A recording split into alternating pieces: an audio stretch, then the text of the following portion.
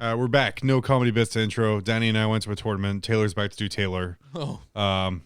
That's it. Yeah, we'll be back.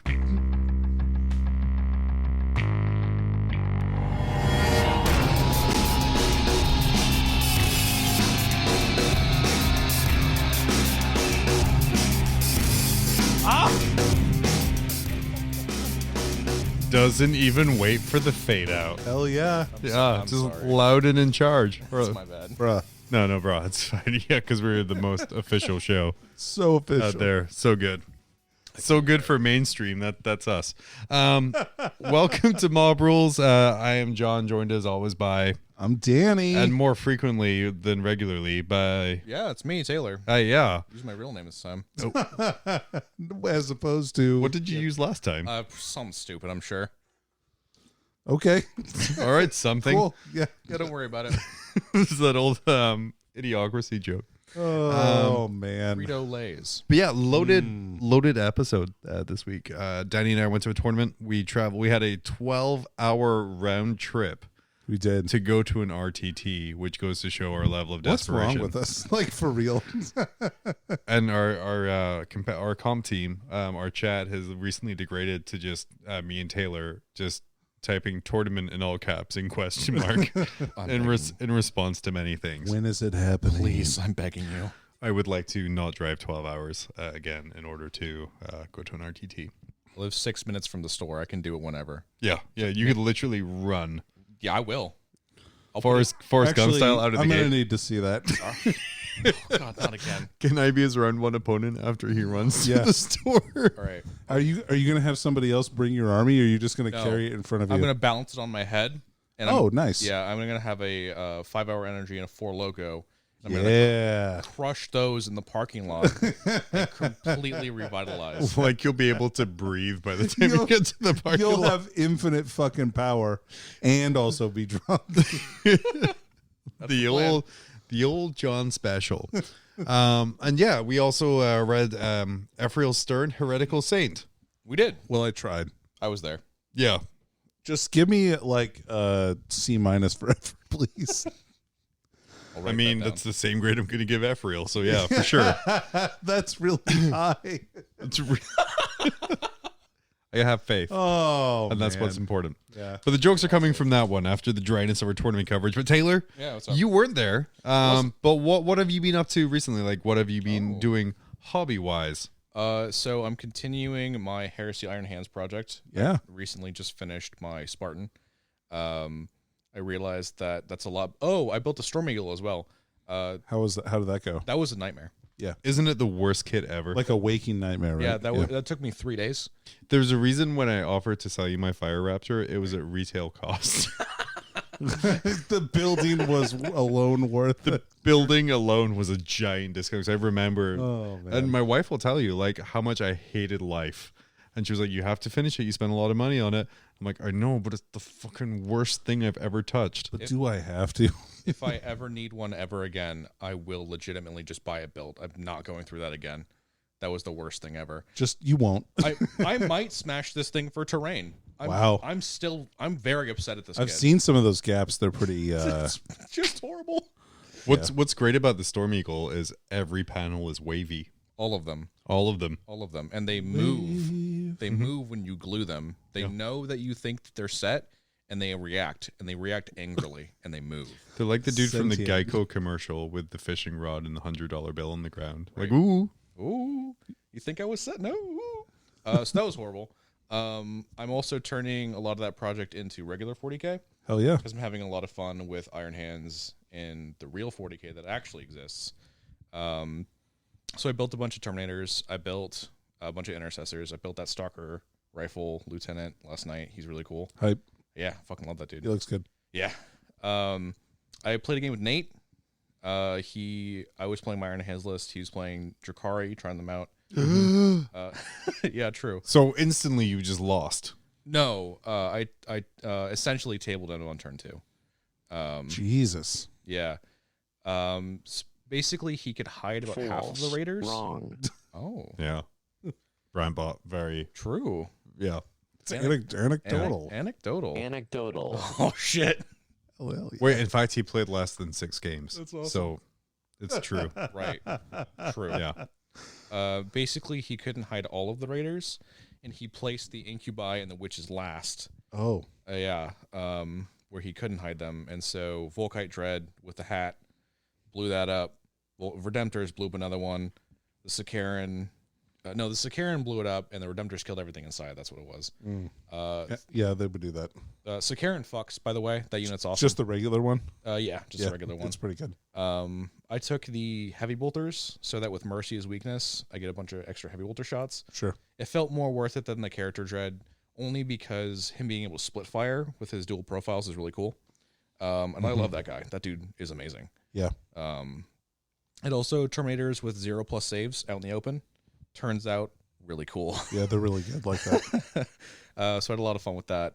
But yeah, I essentially tabled him on turn 2. He didn't have anything else other than the Grotesks out in the back on his priority objective. Yeah, that was me. That's what I did. But it was I also found priority 3,000. objective. Oh, sorry, my bad. I was going to say he got his priority objective. Yeah. He did that, yeah.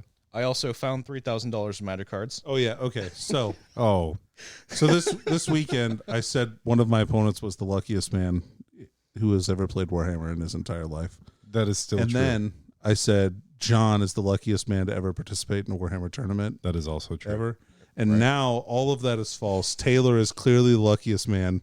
Just randomly somebody drops a bunch of magic cards on his wife's desk and is like, here, have these. Yes. And Taylor's like, oh, I guess I'll just look through them and see what he's got. Oh, like 3 demonic tutors, a wheel of fortune, a couple of dual lands. No big deal. That is actually the exact scenario. That is the exact sequence of events that happened. Oh my God. And for people like me who know nothing of Magic, that is literally thousands of dollars of cardboard. Yeah, so with just the money cards, not including any of like the $10 rares, the $5 cards or whatever, Yeah. the box is worth about $2,900. Which I just got for free, for fun. Unreal. Yeah. So I that's hope what you buy that guy like a Chonies gift card or something like that. I'm going to get him a gift basket and say thanks. And then I'm going to Here's a fruit basket, maybe Yeah. a ham.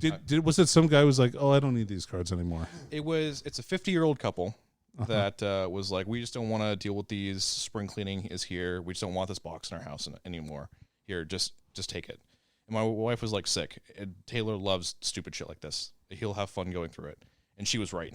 Yeah. Yeah. He's going to have even more fun selling it. Yeah. Yeah, no kidding. Jeez. Yeah, in the first 40 cards, I pulled out a Lion's Eye Diamond, which is an $800 card. Yeah. And I knew it was going to be a good time. Jesus Christ. So that's about what I did with my however long I've been gone. Oh, man. That's A month. a month. Probably. It's been a solid 1 month. month. Yeah. Yeah. I'm not going to pretend I We know keep how track time of that is. now. We do. You're not going to pretend you know how time works. Yeah, not Good at job. all. Me either, to be honest. I could have been here 3 days ago, and that Yeah. makes sense. TBF. I have no idea how time works. Yeah. So leading up to the tournament, I did a lot of prep to get all of my stuff battle ready because I'm like, I'm going to score at least 10 points. Yeah, a same. round. So leading up, I painted 20 Poxwalkers, 6 Death Shroud, a Malignant Plague Caster, and then about 100 different squad marks. Good Lord. Wow. Did you spray paint those, or I did, yeah. So what I did is I just have a metal sheet where I lay all the squad marks out, and then I'd spray paint them. Cool. Nice. And that worked out really well. And honestly, they look great. And they made it really easy for me to see my scummy little interlinking units. And it really helped kind of make the game easier. Mm-hmm. But yeah, I was happy because I haven't painted Death Shroud in forever. I thought I had 71. Turns out I only had 51 painted. So I'm like, oh shit, now I need to You had paint 51 more. Death Shroud paint? No, sorry, 51 Poxwalkers. Like, fuck, dude. Dude, rule of 3 can go to hell.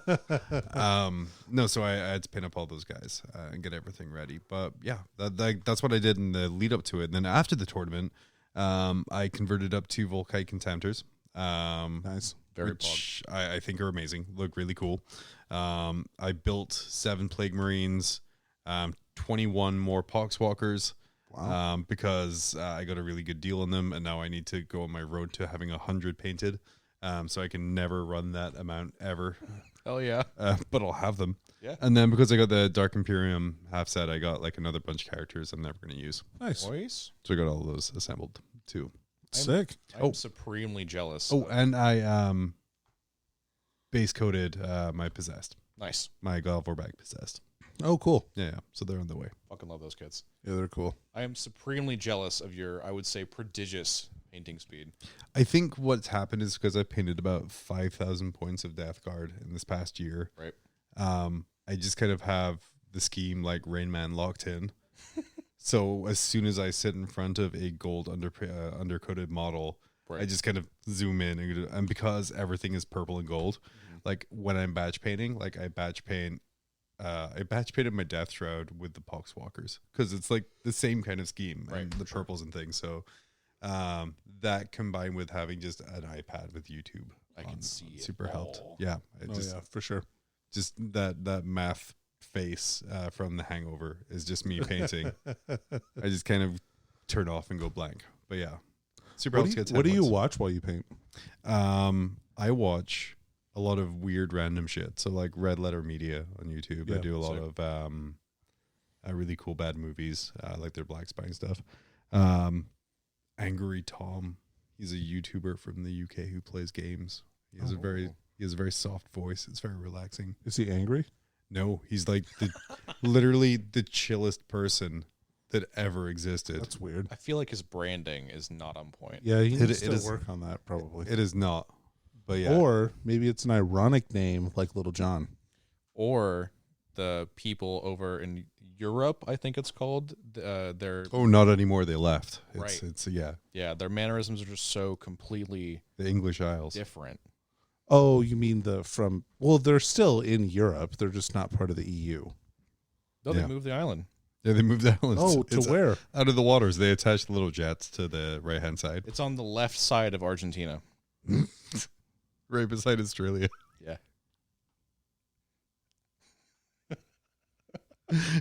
That broke Danny trying to think where that is. It's in Chile? Yeah. Okay. It's off the coast of Chile. Dope. Does Chile have a that's- coast? Yeah, that is why there's all the logistical issues with GW right now. Is like, shit, we're in Chile now. I'll push this narrative. Yeah, for sure. How do we ship from here? It just kind of makes sense, actually, if you think about it. It's the simplest explanation that they just relocated the British Isles to Chile. Right. That was part of the hard Brexit. But yeah, so just They Brexited so hard that they left the EU and just went to South America. We'll take our country Actually, and push it over there. look, I'm not going to lie. It's pretty pog. yeah. Like, It's fucking pog. yeah, dude. Like you have gone basically and taken your entire country on vacation. What country can say that they've done that for their citizens? That's fair. It's big true. Big up. Zero. Zero. But yeah, just real chill stuff I don't have to pay attention to. So That's that makes good. me laugh. Yeah, me too. I try and do that Yeah. when I watch stuff. So you said you did a lot of prep. I did. And you did post a lot about lunchtime painting. I did. I painted. Well, I mean, I put 3 colors on a lot of models. Oh, yeah. Well, Competitive special. Hold on a second. I put 3 colors on some models Oh. because my army's not very big. Oh, I was gonna say shenanigans. There was some that were only 2 colors. No, no, of course not, John. There's definitely 3 colors on every model. Don't worry, I'll edit out that giant pause. I think my army has like a little bit more than 30 models, like maybe like 35 models, something like that. Nice. I mean, I have like a lot of characters, right? Like Yeah. I've got that young 6 characters. Right. Oh, I know that life. Yeah, I know you do. And then that Terminator unit just like 450 points. So again, I know you know that 10-man Terminator life as well. Yep. We How all about- do. Yep. How about that? Word. How about that Dab. 22-man Terminator life? Oh no, I didn't bring that many. Well, I only brought 13 Terminators, but I brought some dudes in Gravis armor, so that's pretty close. Basically. Basically Terminators. Right. Basically, another 10 Terminators. That 23 Terminator life. Give me like 3 months and I'll have enough Olaris to do that. We'll have a fun time. Oh, gross. Can you run? Have you ever run that many in the same list? I did on TTS, And it was, you take like 2 squads of 10, and then you just split them on turn 1 and 2, and it's just the fucking funniest thing. Oh, why would you do that? So many wasted shots. Good. Yeah, you're right. Yeah. How do I even split fire into that? I don't know. You just have to charge like a bunch of them all at once. Right. Then they all heroically intervene into you. Yep.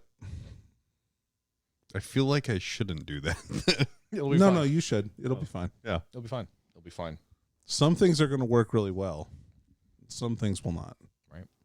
I like this new like sage Danny advice where it's like speaking without talking. Something good. Something bad. Try dice. Fuck, how did you know? You've nailed that's my whole composition for all thoughts tonight. You've ruined me. How could you do this? I've unlocked the power through drinking this singular White Claw. That's right. Amazing. I didn't drink it, I just poured it all over my chest. Some kind of An act of osmosis. brazen defiance. How dare you? But yeah, so you got all of your stuff to a 3-color minimum. I did. And then after that, we separately made that long drive up to Delta Junction, Alaska. Let me tell you something about Delta Junction, Alaska, John. You do that. It is a area of Alaska where 2 roads meet. A junction, if you will. Yeah, I mean, I don't want to say like junction. Like, I don't think it's a legal definition of a junction. Could it be the 4th junction? Like maybe, not the alpha, the beta, but the delta junction. Oh, so like the Taco Bell of junctions? Yeah. 4th junction? Yes.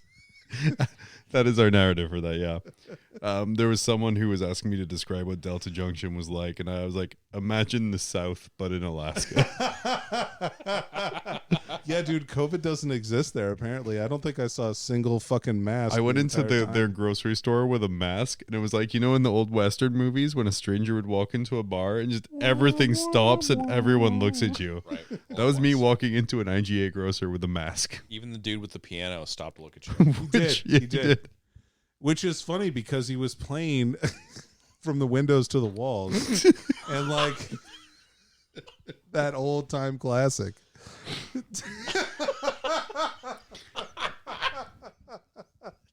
Oh man. Yeah, but You're going after my shtick now with non sequitur jokes. so one thing I really liked about Delta Junction. Yeah. Actually 2 things. All right, 3 things I liked about Delta Junction, then I'm done talking about Delta Okay, Junction, perfect. except for the tournament. Just to paint the scene for listeners. Yeah, so number 1, they have a large selection of Eastern European foods in their grocery store. They do. You Right. wouldn't have thought that, but they do. Very I might have tolerant. thought that Russia's right there. You can see it. Awesome. Jinx. And so I bought some really good looking egg noodles to take Cool. home with me. Egg noodles are dope. Yeah. Number 2, their liquor store, Real good. pretty legit, dude. Yeah, I went there too. I was shocked. It had a actually. slight smoky tinge to it. What the fuck But, else are you gonna do there? I mean, yeah. Fair. Fair. Yeah. I That's- mean, you can kill bison. That's the rural like southern life is everything fucking sucks except the liquor store. The liquor store was genuinely 75% of the size of the grocery store. Yes, that is yes. And like they had everything. Like they had tons of good bottles. They had a great beer selection, like microbrews and stuff. Right. Like pretty tasty. I ended up getting a pineapple passion fruit cider. No. That sounds fucking It awesome. was delicious. It was delicious. And then thirdly, our friend Tim's house. Our friend Tim's house. Timothy. And Tim is what a champion. So after the tournament was over, my friend Marty and I, who I had given a ride up there to, we were traveling partners. I was meant to pick up a mat for another local player here in town who had left their mat there the last time on accident. And so I asked him, I said, "Hey Tim, hey, I'm coming by. Sorry, we forgot to grab that mat last night. Like, can I grab that from you?" He's like, "Sure." So we pull up to his house, and keep in mind, Tim's house, like, you have to go down, like, it's probably about I don't want to say it's a 1/4-mile driveway, but it's like probably pretty close to that. And you go down and you pull up to his house, and I'm waiting there for a second, like, oh man, do I get out? Where's Tim at? And I see the door open, and this man comes out with no shirt on, in basketball shorts, looks at me like with this angry look on his face. And Tim is a former Marine. I mean, he's not like an unintimidating guy. He's got kind of the squirrely, crazy look in his eye. Cool. And like he throws a mat on his front porch, turns around, and goes back inside. It was the biggest fucking power move that I've seen in quite some time. Fucking rad. So, I mean, I laughed my ass off. Like, I was laughing really hard. And then he came back out and he was laughing too. It was pretty great. Like, Fucking stand statue. yeah, dude. It was outstanding. But yeah, so we went to Tim's house. Tim's house is probably the best thing in Delta Junction. Oh yeah, for sure. Like giant driveway and then like 3 or 4 buildings. Well, and there's a burned down field in front of his house. Yep. He is the mayor there. He started a fire on accident. Well, Nice. they were burning a dog, I guess. Yeah? Are we in JoJo? This is You gonna burn Danny the dog? I think that they were having a memorial for a dog that had passed away. That makes more sense. Yeah, I don't know if they were actually. I don't think they were burning the dog itself. That seems No Viking wake. no. I mean, that would be dope though. Like Yeah. when Fred dies. Put him on a boat. That's put the him on a way. lake. Well, no, we'll just have like a pyre. The thing I'm worried about though is that he's going to smell really good. He's gonna- God, come on. Like a barbecue or something. Like, and I definitely do not want to like think that Fred smells like he's gonna. And Fred is my bulldog. Anyway, so Tim's house, best place in. It smells delicious. The compound, if you will. Yeah. And so we played in Tim's detached garage, but also a little bit outside and in his actual house. Yeah. Top table was in his house. That was the was. reward, is you got to be away from the damn mosquitoes. Fucking sick. Well, that's not true. The top table was never in his house, To be fair, that's true. I just thought about that. as I know. Oh. And Anyway, as I know, the second table was also never in the house. let me tell you about the whole round that I played in the hot sun. Oh man. Hell yeah. Anyway, so let's talk about this tournament. Do we want to take a break for a minute? And kinda Yeah, let we'll people- take a break, and then we'll let people do things. And hey, let's talk to our best sponsor, who, if you Hell have yeah. BCP, Oh, yeah, you can look up. If you look for the Timvitational Wanna Fight May 8th is the name of the event, and we'll be right back. Dude, I'm the best. I took first place at another tournament. First off, stop with the thunder and lightning. You don't impress me. And second, let me check out the BCP rankings. And I don't see you on there.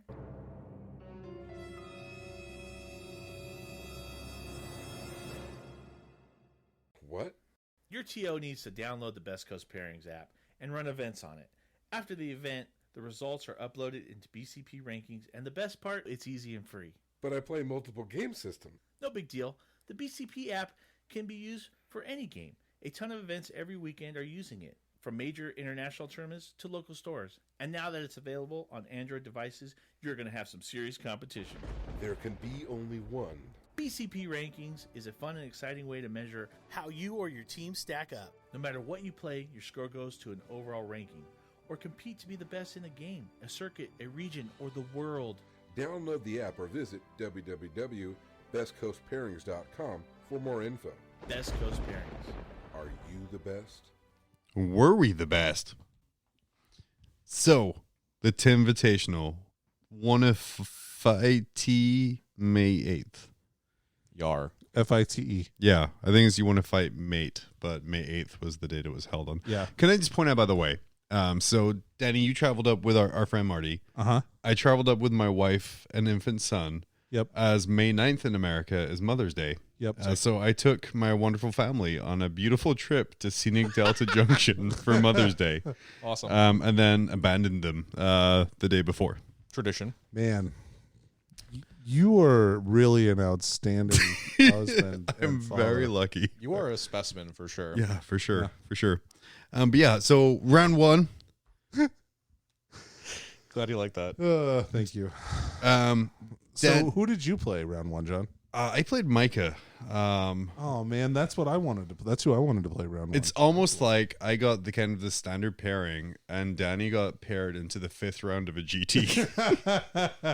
You will only have hard games. I guess. Go. No, dude. I had 2 hard games. Yeah? Yeah. Sick. Yeah. I paired into Tim, the the host, the host, the guy He with the was- basketball shorts. Yeah, he was wearing a shirt this time though, so that was good. Well, so the mosquitoes didn't get his nipples. Right. I'm 100% sure that's what it is. Yeah. Plus, he's fair skinned, so he doesn't want to burn. He will die. Yeah, he will die. Yeah. So my opponent was playing Sisters of Battle. Ooh. Bum, bum, bum. 15 rats, right? Yeah, 15 Retributors. Well, no, 25 Retributors. Oh. He had 2 10-man squads because he was playing a Martyr Lady. Oh, okay, I see. And like when they have a 4+ invulnerable save, they're pretty good. Right. And yeah, so we had that. He had 9 mortifiers, Right. and then a unit of 6, a unit of 7 Repentia, one of and a Rhino, a couple Battle Sister squads, and the ancillary characters that you would expect. I don't really like. He had a Canoness with Beneficence. Yeah. But he had her with the extra Faith Dice Warlord trait. Oh, okay. And not with the reroll to wound rolls, which I don't know. Whatever. That's it. That's his list. That's a thing you can do for sure. Yeah. And I mean, it's a good list, right? Like, I'm not gonna. Sisters are good. Yeah, right? Sisters are really good. Sisters pog as fuck. Yeah. So since I was playing Dark Angels, I was able to just kind of castle in a corner and like not really have to move very far. So I basically took 2 objectives and like stayed on them the entire game. I saw that young 90 score. Yeah. So yeah. Spoilers, jeez. So I sat on these objectives and I made Tim kind of come to me, and he couldn't come to me all at once. Right. So I was able to like really limit the amount of damage that I was taking. And one turn I just advanced my Terminators and hid them behind a wall. Right. Like literally like, okay, you can't shoot at these anymore. Yeah. And that worked out pretty good. I managed to smash up all of his dudes. Sisters can make 1 unit very fast. They also stuff like Repentia also don't do super great into transhuman -1 damage. Yeah. Not their favorite target for sure. Right. And he got them into attack bikes once. Yeah. Which was pretty good. And he had an outflanking unit of Retributors that managed to kill another unit of attack bikes, even at a 4++. Okay. Which was a bummer. Sure. And I gave him even -1 to hit. It didn't matter. Oh, okay. So there was that. The mortifiers, he had 1 unit in reserve and then 2 units on the table. And he put the unit in reserve on the other side of the table because I think he thought maybe it was going to be harder to kill 5 heavy intercessors. But it was not. Spoiler. Yeah, fair. It was pretty fucking easy. So that went pretty good for me. He got a really tricky playoff where he lost he gained a miracle dice in the shooting phase, which ended up being a 6, which allowed him to make like a 10-inch charge into a Talon Master that I thought was safe. Ah, sick. Which was a big bummer. Yeah, sometimes Miracle Dice just say no. Yeah, sometimes Or yes. I just wasn't allowed to be alive anymore. Yeah, no, I'd say no.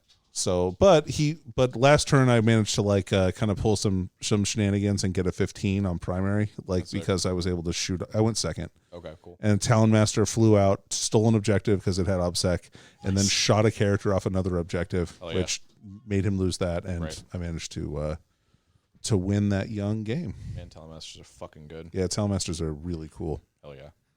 We talked last episode about kind of setting goals for this tournament. What was your goal going into this? To win. To win. Okay. Yeah. So we're on a good start. Yeah. The typical McDivitt way of just. Well, no, I mean, I wanted to do as good as I can. I wanted to win 3 games, and I wanted some more practice with my army. Yeah. Like in person this time. Right. So yeah, my first game was against Micah. It was an Emperor's Children army, which is something I haven't played kind of a lot against. Right. So we had young Chaos Lord, Faultless Duelist, which is just a power or trait that can go die. A Demon Prince with wings. What is Faultless Duelist? I think it's some auto wounding thing here. Let me look it up. Okay, that's fine. The Demon Prince had the -D3 attacks one, right? Right. No, that was the that's Faultless Duelist. Oh, okay. Yeah. That was on a Chaos Lord? Yep. Oh. And then a Sorcerer, Chaos Space Marine squad, and then he had 3 Noise Marine squads. 2 of them were close combat Noise Marine squads. Mm-hmm. Then Just all of the Terminators, like 10 Terminators with power fists, power axes, chain fists, a heavy flamer, and then 3 Obliterators, 2 Obliterators, a Rhino, and a Dreadclaw. Okay, I'm not hearing the remnant of the Meraviglia anywhere in there. Nowhere in there. Yeah. Oh, cringe. No. Yeah. Didn't need it. Didn't need it. Didn't want it. He doesn't. If you roll enough 4s, Yeah. you actually never have to re-roll anything. It's true. If you just wound, Right? If you just wound all the time, yeah, you win. who needs it? And then, so yeah, I went into this with my standard tactic of trying to pick secondaries that don't require me to really kill anything or just be where I need to be. Yeah, fuck them. So yeah, I had to like engage in all fronts, the spread the sickness. And then I went for Psychic Ritual, which was a giant mistake, which to be fair, Micah said, don't take that. And I'm like, no, screw you. I'm going to take that. But I think that's my fault Don't as a tell me player. what to do. Because as soon as you tell me not to do something, I'm going to just do it. Immediately. He did try and tell me, though, that it had to be 3 consecutive turns casting it. I'm like, no, it doesn't. That's false. That's not true. That is false. But yeah, it ended up with, I deployed really poorly in this one. And I learned later to not do that. But just kind of moving up the board, all of my stuff dies. But by the time it dies, it scores. Right. On the last turn, he denied my Psychic Ritual for that young 15 points. The fucking feels. Which makes me upset. Which it shouldn't, as we'll find out later. It ended up 79 to, oh my gosh, 79 to what now? Please say 69. Oh no, that was Tim's score. Yeah, From Tim there got goes. 69 points against me. Nice, Perfect. So yeah, I That's won what I that said. game 79-41. Ah. But if he had not just denied that last one, it would have been like 94. Right. Yep. Unstoppable. Unstoppable. But yeah, it was a good game. Assault. Also, the Dreadclaw, very underwhelming into Death Guard. I was talking with TayLore about this before he came, but it has 4 attacks into Death Guard, -1 damage, does 2 damage each with this attack. So if I don't make all of my saves, it kills 2 Terminators. Maximum, right? Maximum. Yeah. 0 saves. So it's 3 flat normally? Yep. Yeah. That's cool. It's cool to do a bunch of stuff. Yeah. But yeah, not really Death Rod, which it charged into. Also, Micah, Yeah. I know you listen to this. I know you're here. Glue the rest of your legs onto your Dreadclaw. Oh yeah, the Dreadclaw had 2 legs or 3 legs. Oh, interesting. Glue them. Tripod. Tripod. Unacceptable. Yeah. Well, it just matters for a lot of things, right? Oh yeah, for like charging, and I know a couple other people had issues about measuring, but yeah, Where the model actually is, Yeah. how it can shoot, how it can fight, All those things. normal stuff. all the fun stuff. All the normal things. So, and then my goal going into this was to go 2-1. So I'm halfway there. Nice, yeah. Good times. Then round 2, Danny, with your solid 90, you were matched into where are we here? James Kempner. Yeah, James Kempner, the old Kempster. The old Kempster. So James was running Tyranids. He had Herodin Oh, cool. with +1 to hit in close on the first round of close combat, I guess, is a trait that you can take custom. Oh, okay. Neat. And then also he has -1 to hit in close combat. Sure. Fun. That's So cool. yeah. Then he had a Demacaron, a Broodlord. The rest of his detachments was Chronos. So Demacaron, Broodlord, like 3 units of 12 or 15 Gaunts, Okay. 2 units of 5 Hive Guard, Gotcha. and a Neurothrope. Okay. I definitely like. a Lictor, and a unit of Rippers. Yes. Okay. I like a lot more Devil Gaunts and that kind of stuff. Sure. An Exocrine. 2 Diamond Carons even. Yeah. Well, he had 2 units of Hive Guard. I think that's where he's banking his points. And then also he obviously had spent a ton of points on the Herodin. Right. 700 and some points. 700. Yeah, 700 even. Yep. Yeah. Big man. Big boy. Big But lad it can on carry campus. gargoyles. Yep. That is an advantage. He had no gargoyles. Why even play it then? Yeah, bad move. Yeah. Rookie. So I got first turn. Oh, sorry, John. Do you want to talk about who you matched up with? No, get going. Okay. Well, Do it. we'll leave All right. the mystery. Okay, it'll be a mystery. Not for long. It's Marty, guys. I'm spoiling it. Oh, God damn it, shit. that was Fuck my yeah. mystery. Yep, sport. got him. All right, so It's not like I ruined your weekend. you didn't ruin my weekend. Anyway, so the attack bikes roll up on first turn. I do I you know what? I didn't even use the hunt on them because I didn't Yeah? need to. Sick. So I just advanced them up the table after they got chapter master rerolls. And then the other unit advanced up and hid behind a wall, like the wall of a ruin. Right. And both units shot the Heretic. Right. Because it's over 18 wounds, so I can Yeah. shoot through the windows to get it, right? And That even fool though it can't- can't shoot me back. The fool cannot see you. It cannot see at all. No. And so what ended up happening was I got 2 wounds through on the squad that was in melter range, Gotcha. and I boxscarred. Oh, hell yeah. And then I got 5 damage from the 1 wound that got through in the long range squad. Sick. And then I also did a couple of heavy bolter wounds and 1 cyclone wound, which I didn't roll very well on. That young 14 fucking damage off the Delta. 16. That's what I'm fucking talking about. Yeah, dude. Hell yeah. Yeah. So, like, I think I did like 23 damage to it on the first round. And he was like, oh, okay, well, this is going to be short. Unfortunate. He kept asking me through the game, why are you like this? Who made you like this? And, like, so I had to keep telling him, like, a progression of cold-hearted women, an abusive, like, you know, an abusive childhood. Your mom. Baba Yaga. His mom. Yeah. Krishna. All of them. The leprechaun. Oh man. Okay, so I got to tell you the best moment of the game. So I moved these attack bikes that I moved in to get the Heretic. The Heretic flies past them to kill the other unit of attack bikes. Got it. But then the Demacaron and the Broodlord come in, and they he charges the Heretic goes into 1. He fights. I spend 4 command Just points leave. to fucking book the fuck out of there Fuck yeah. and just leave. And his face was so sad. And then and I lost 1 bike from that squad to Hive Guard, Gotcha. and then I res back that bike when I came back to my deployment zone. Sick. Yeah. And so I shot the shit out of the Demacaron. I didn't kill it though. I think I got it down to like 4 wounds or something like that, right?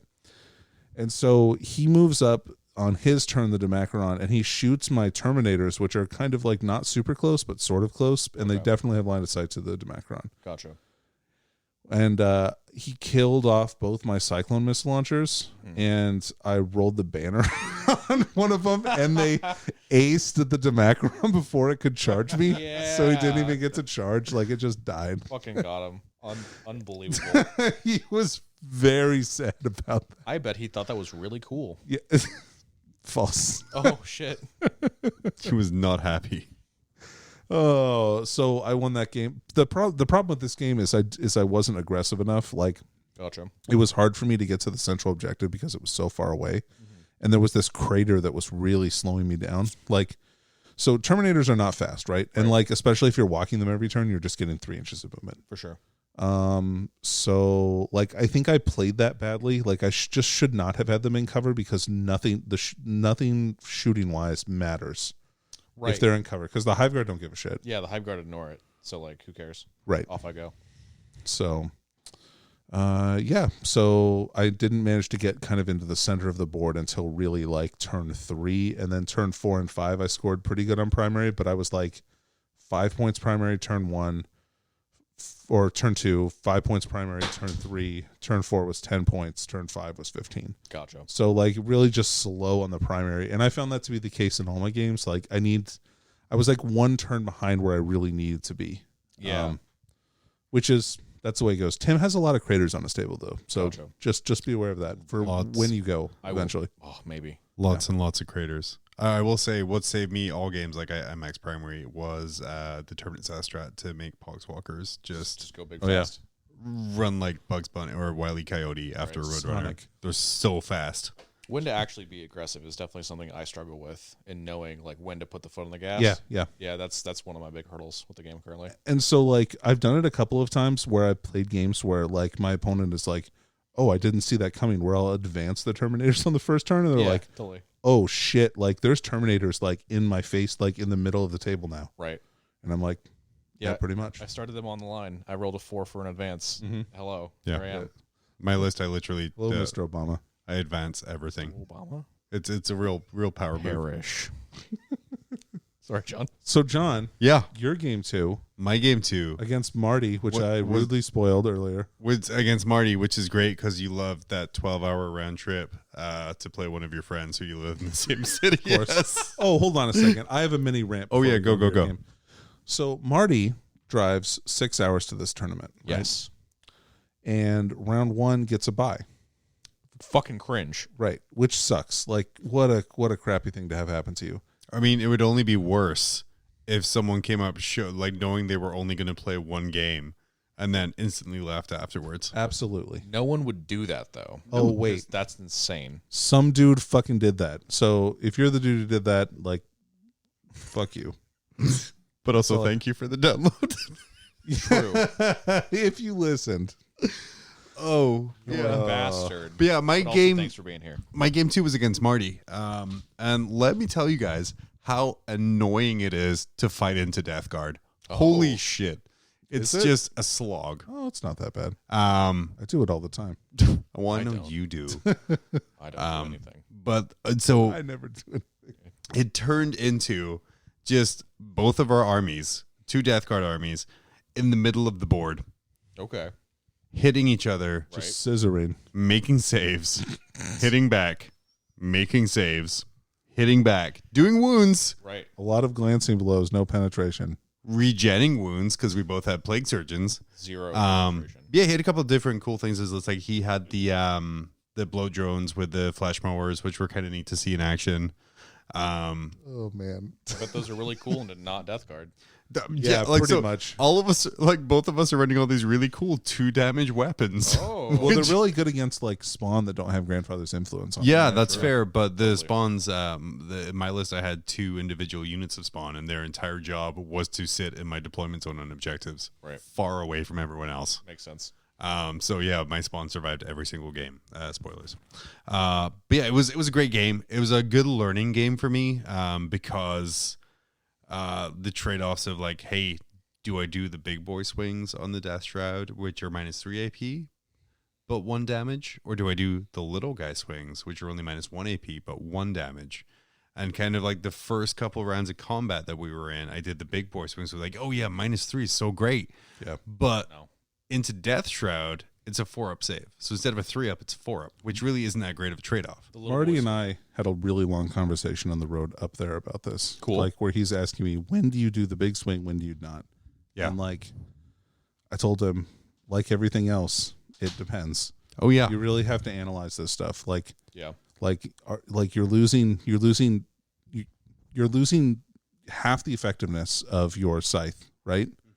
And giving up twice the attack. So because you're -1 damage, it's always better to swing with the multiple swings Yeah. in that case. So which is something I learned from that. I also ditched Psychic Ritual this game after stupid Micah denied me 15 entire points. It is garbage, to be fair. And Like all the psychic ones are and pretty went bad. with the far superior While We Stand We Fight, which turns out if your While We Stand We Fight targets are 5 Death Shroud, and 9 Blight Lords, generally you're going to score 15 points most games from that. I'm not going to lie. I didn't even catch that you didn't take it in the first game. I did not. Because my Yeah. brain just autofills that Like, you have it. Why wouldn't I take that? Yeah, for Well, sure. like, okay, so I think it's really good against other Death Guard. I think it's probably not great against an army with any kind of shooting.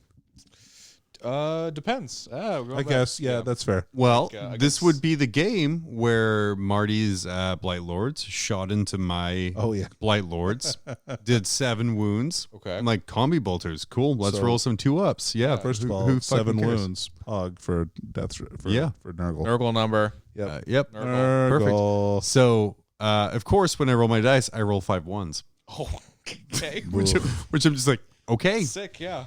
it's a good thing. Part of like running this list is being okay with everything dying, because Nice. otherwise I would have been really fucking tilted Some of by the you- fact that bolt guns were taking out my 50-point models. Some of you may die, but that's a sacrifice I'm I'm willing, willing to make, yeah.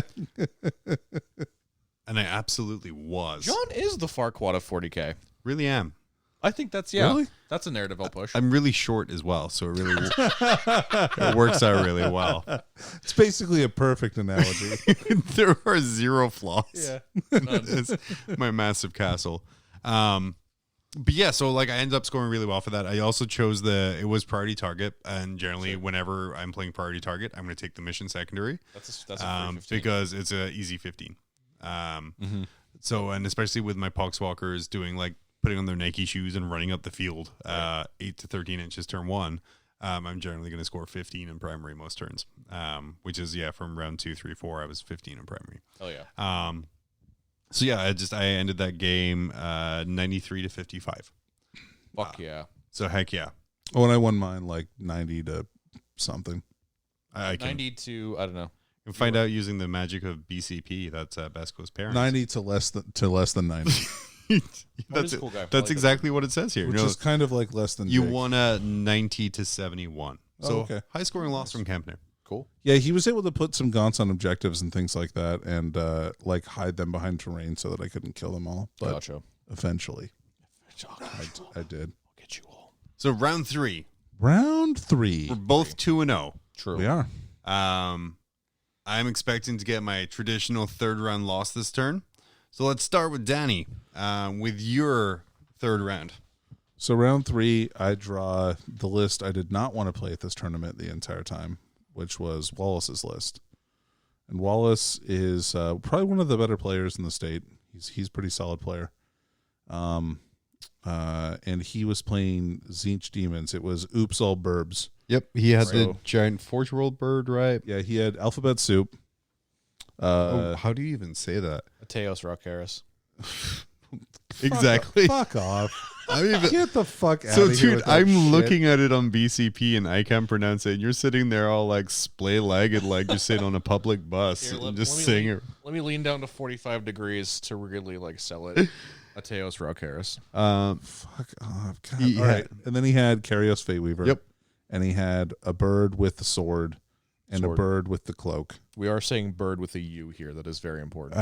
And 2 Bird. B's. Burb. Bird. Burb. Bird. Burb.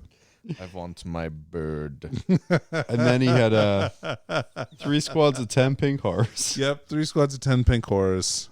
He had 38 summoning points and 8 flamers. 8 Yep, that's what it says here. is does it say a pyrocaster? Oh yeah, Pyrocaster and Okay, 8. so 9 flamers. Yeah. Aggressive rock champ. Yep. And so, so this is like Mortal Wounds the army. Like it Yeah, has sure. so many mortal wounds. Like the bird with the cloak had the exalted trait for +1 damage. And then the bird with the sword had the 6-up super feel no pain, Oh, okay, cool. which I hate. What a nightmare. Yeah, it's a nightmare. And so,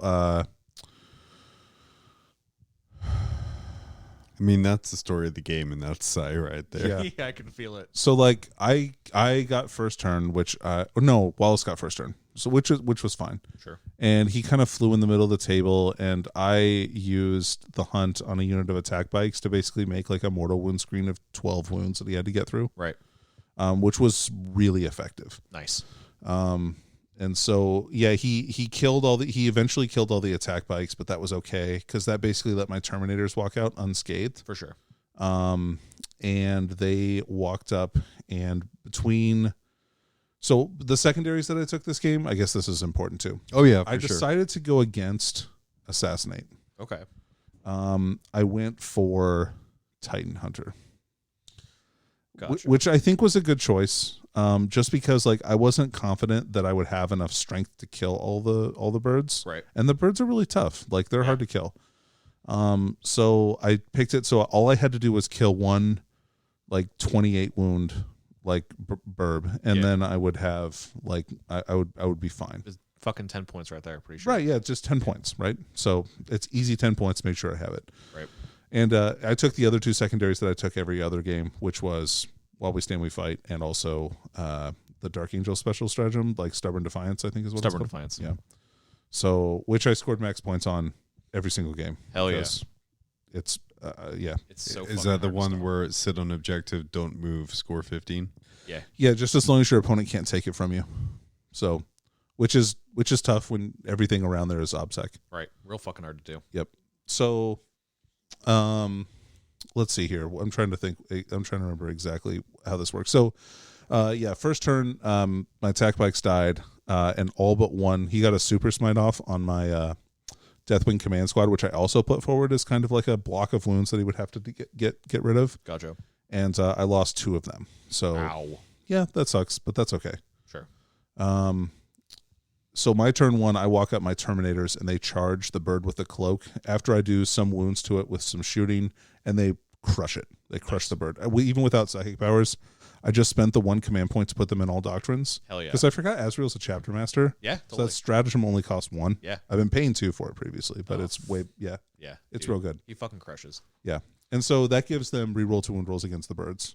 And then they got reroll to hit from the chapter master. So I don't even need psychic powers. I just have to use my faith in the Emperor and the Lion to crush all of my foes. You know, faith is really strong. Yeah. Interesting. It turns out. Faith turns out. would. Fuck. Better than psychic powers even. Would you say you don't that even need psychic powers if you're faithful. Would you say that you're the sword of the Emperor? Maybe even his vengeance? Probably not. Oh, no? No. Are you sure? Yeah. Cool. You're not going to say that 455 times in a row? No. Anyway, so I killed Cloakbird first turn.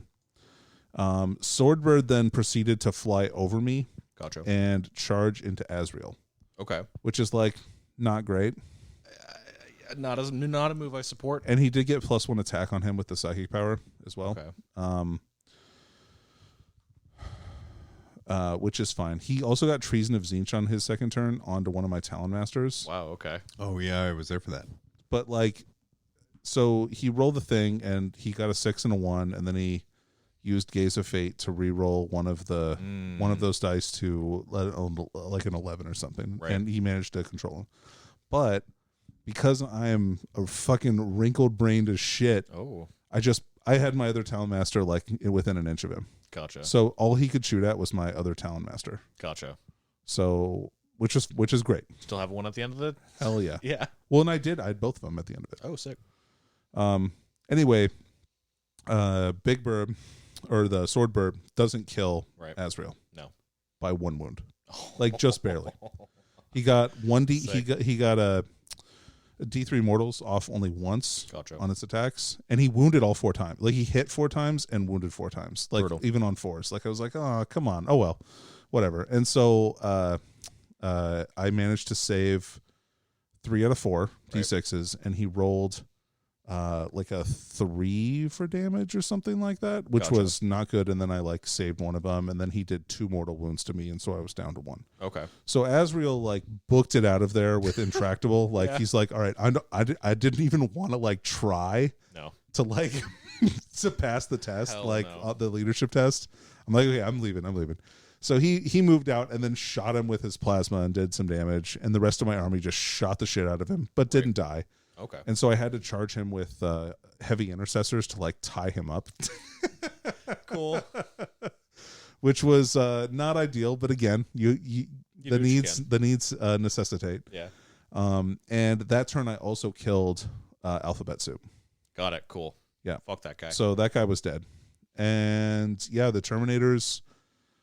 Okay. So anyway, so as this game goes on, I kill basically 1 single bird every turn. Gotcha. So by the end of the game, I don't have that much left. My Terminators are still pretty strong. Like the Flamers came down. Oh man. So turn 3, the Flamers come down. Wally's got all of my, or turn 2, he's got my Terminators around. He's like, all right, yeah, I think I'm just going to kill the Terminators this turn. And I'm like, oh, okay. Cool. Good Sounds luck great. with that. Yep. Yeah. And so the Flamers flamed them and killed 2. Yeah. And then the Psychic Powers killed like another 2. Right.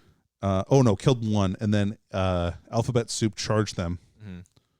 Well, Fucking died. yeah. Yeah. He did the many swings, Right. but they're D3 damage, Okay. and they were -1. Right. So they not- just not a didn't. chance. Yeah, Hell no. didn't work. And then they killed him on the backswing. Anyway, so the last guy to die was Karios. Karios was a pain in the butt to kill, and he had all of the damage. Well, Karios has all the powers for Zinch, Yes. which is so good. Man, that is such a good ability. Like knowing all 6 psychic powers, so you always know that you're going to have some like ability. Anyway, it's really good. It's really cool. I think Wally made some mistakes. Like I think he should have kind of stayed back and just tried to kind of do like a shooting match with me. Sure. I don't necessarily think that would have worked out super well for him. Okay. just because I have enough shooting to where I'm pretty dangerous still at range. Like I just have like a casual 150 shots or something like that in my army. Right, totally. Real slim, you know, easy living. That's right. No, I know how it be. And so I played some stuff badly though this game. Like I should not have left a gap for a giant, huge based model like his Lord of Change to fly over my Terminators. There was no reason for me to do that. That's fair. And so I definitely made a mistake there. And then I had a unit of attack bikes in the flank that I forgot to move turn 1 so that they had line of sight to shoot their multi-meltas at anything. Brutal. And also be on an objective, like that they were literally 2 inches away from. Oh no. Yeah, that was bad. That's and then unfortunate. B, I didn't remember to use them against his horrors that were like deep striking onto objectives. And basically he took one whole half of the board from me with 2 units of horrors. And I didn't have to let that happen. Like I kept forgetting to charge them. They should have been in combat. They should have been doing a bunch of stuff, but I fucked that up. So that was my bad. That's fair. Yeah, otherwise it was a fun game. Cool. Really tough. Wally's a really good player, and he did very good. I think he was partially also sick from getting the COVID shot. He was very sick. He should not have been there.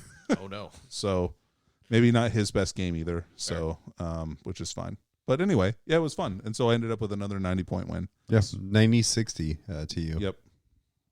You can almost make a 69. It kind of is. From if you Wally's- take away the 0 and backwards. From Wally's perspective, it is Yeah. a 69. Sure. That's in all the that's 10th important. place. John, what about your last game? So you played one of our teammates, Brandon. Yeah, I played Brandon and his Custodes, and I was pretty worried about this, to be honest, because Brandon has been pretty good. And then Custodes just is an army I haven't had a ton of experience against. Right. Whereas, like, I know Death Guard. Like, I know how that shit works. I know Chaos Space Marines. I know how that works. Custodes, but I don't know. Totally.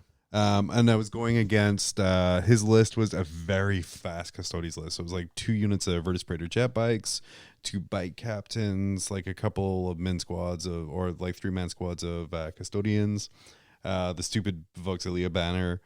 So like real fast. And like I'm sitting looking at my army where it's like movement 4, movement 5. Right.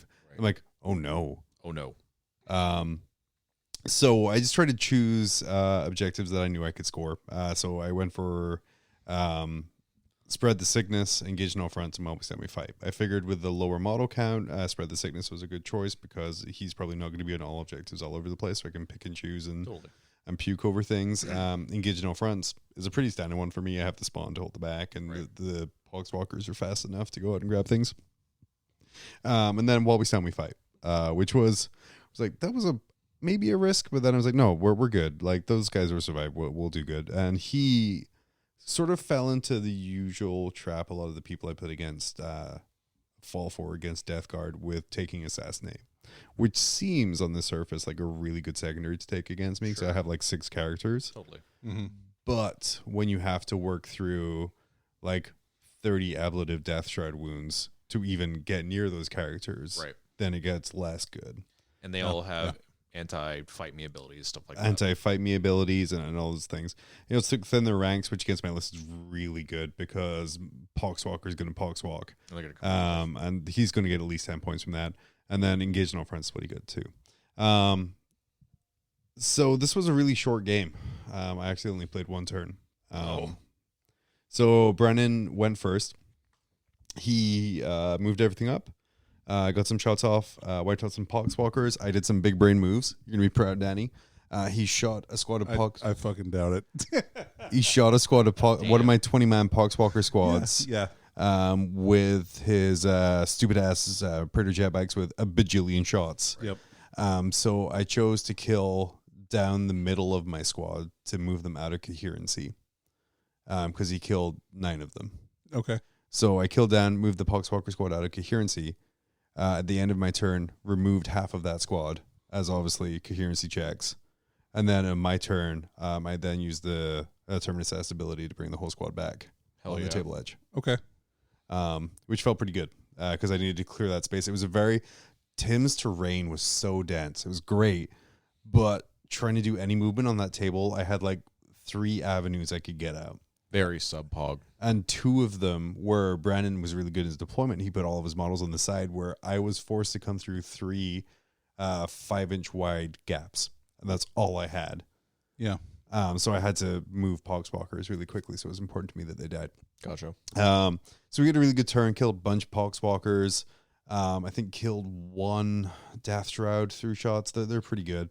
I moved his Praetors up to start grabbing things. My turn, I moved some Poxwalkers to try and charge into the Praetors. This is a really good lesson for me for like reading my opponent's stratagems and kind of understanding how the army works. I charged one squad of Praetors with Poxwalkers because I'm like, I'm just going to Terminus Est. I'm going to Harbingers, reroll all wounds, 6s are immortals, take out that squad. Great. Apparently, stooping dive is a thing. Yeah. It is real. So the second squad of Virtus Praetors, there's a stratagem Custodians have where they can charge in my charge phase, which just seems rude. And then they get to attack before I attack. So unsurprisingly, my Poxwalkers pretty much got wiped out from that from that squad there. So I'm like, okay. Suboptimal. That's okay. We can still survive. For sure. His next turn, he made a misplay, which pretty much cost him the game. He took both squads. So, as I said, there was very few avenues for me to move. So I had one squad of 5 or a 4 Death Shroud sort of blocked in this one area of this ravine. And then one squad of 5 Death Shroud blocking this other area of the ravine. And then hiding behind a rock, I have a Foul Blight spawn with the Stench Vats because Death Guard's got Death Guard. Yeah. He charged both of those squads with all of his Virtus Praetor jet bikes. Charge them to die. And that's when I'm like, okay. So none of those guys count as charging. So he doesn't get to re-roll wounds from the spears. Yep. I'm going to pick this squad over here on the right to fight last. And because you don't count as charging and it's your turn, I want to pick the first activation, which is going to be the Death Shroud against the squad that isn't fighting last. Yep. Also using the Tallyman's +1 to hit on one squad, and then there's a stratagem to get +1 to hit for the other squad. Yep. This was the time for the big boy swings, Danny, and I big boy swinged into them, and in one round of combat wiped out all of his jet bikes. Yeah, for sure. That's what happens. It was at that point he decided to call the game. Yeah. Because that was his army pretty much. I mean, they're like 100 points a model. So. Yeah. 85 each. So, yeah, near on 1,000 points. Yeah. Because it was 10 jet bikes, right? It was 10 jet bikes. Yeah, so, 50 points. So, yeah, but like, I mean, Brandon's a great guy and he took it really well. And he's like, well, now I know. Yeah, now I know what that does. To never do that. And then, I ended up taking that one at 98 to, because we talked out the rest of it there. 98 to 56 Fucking killer is what we took it there. Oh yeah, brutal. It was brutal, and like just looking at it, just those Stench Vats. Yeah, that's I'm going to guild that model, and then I'm gonna on the Warhammer app ask them to add a feature. Okay. Where if I go to print out or share an army list and it doesn't have a Stench Vat Foul Blight spawn in there, it's going to put up the little clippy from Office. Be like, are you sure you want to send this list to anyone? Like a validation error in Battlescribe. Like your army doesn't. It seems like you forgot to put in. It's part of Foul Blight spawn. It's part of list construction. It has to be. Yeah, it has to be there. That's the footed Viron rule. Is you have to have one Foul Blight. You actually spawn. have to have 3 to actually have a fetid Viron. Yeah. Yeah, you have to have 1 fetid Viron of Foul Blight spawn. The fetid Viron is 1 of each character or 3 Foul Blight spawn. It's not legal otherwise. Yeah, it was a really good game. Legally allowed. I think my takeaway from the tournament as a whole, I did really well because I put a lot of effort the week leading up to it to read my codex and learn my stratagems. Right. There's a ton of shit I wasn't doing before, like the +1 to hit is a really nice, easy stratagem. The Terminus S one, like on the last game, the last game, I deep struck in Typhus and 3. Oh no, so I did do 2 turns. Yeah. So I deep struck in Typhus and 3 Death Shroud into his deployment zone, 9 inches away from the 3 custodians that were holding an objective. But then using the Terminus Est ability, which again I'm going through and I'm writing down my own notes of these stratagems to remember them, giving me maximum contagion range. Totally. Which really messed up those custodians there. They do not like being T4. Yeah. Sure don't. No, they really don't. So yeah, I would say that I think the only reason I went 3-0 is because if I spent about an hour a night reading my codex. Well, I don't think that's the only reason. There's lots of reasons. and making Sounds like you played well. well, I also play fucking nerd. yeah, for sure, but also like just really trying to have a deeper understanding of my army, how it operates, and the different tools I can use. Totally. Like killing my poxwalkers out of coherency, so I can bring them back where I want them and Right. stop a traffic jam. And really for the list I'm running and the list in general I run, just not really caring when shit dies. Yeah, it's important not to get too emotionally attached to your models. Not even the 20 assholes I had to paint that week to Nope. get ready for this thing. Fuck 'em. Their death is my victory. Yeah. So end of the day, I went 3-0 with 270 points. Danny? I also went 3-0 with 270 points. Oh no. I'm sensing some drama. This is now the end of the podcast forever. That's it. We're done. I So, quit. Yep. So John's strength of schedule was a little bit higher than mine by 0.03. Is that right? 0.03. Yeah, and I was looking at it. The only reason my strength of schedule was higher was because Tim went 1-2. Yeah, and Micah went 2-1. Yes. All of my opponents went 2-1. One of your opponents went 1-2. Well, that's not true. Isn't it? No, Marty didn't go 2-1. Technically, because he had the bye. Counts as a win. He went 1-2. Oh, he won one. Oh, you're right. So yeah, Mm. it's both of those things. So it's Micah winning both of his other games. Yep. One of which was against Marty, Yes. and then Tim, like really not kicking his weight and losing the game to Brandon, by like 2 points. Really? Yeah. So Tim didn't know how banners worked. Like, so he could have like taken down. I think he Okay. could have taken down some banners on objectives, like Gotcha. by controlling them, but never bothered. Oh. And Okay. so Brandon was able to score a bunch of points every turn, and then he like it ended up being like a 4-point swing on banners on the last turn because of banners that Tim could have potentially taken down. Wow. I Okay. think that's what I remember. I was kind of in the room for that. So that sucks. Like it's just I mean, he should know that stuff though. That's important to know that. So Come on, Tim. yeah, no kidding. But hey, whatever. Like, and Marty getting a bye first round. Yeah.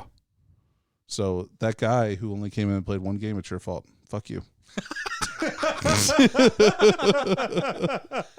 I'm totally kidding. Totally kidding. Yeah. But if you do No, get a paid subscription from BCP, who thank you for helping out the podcast here, you'll be able to find out who that person is and track them down. Yep. Do not track them down. No, You- don't you do- can don't if do you that. want. I don't Don't care. don't do that. No.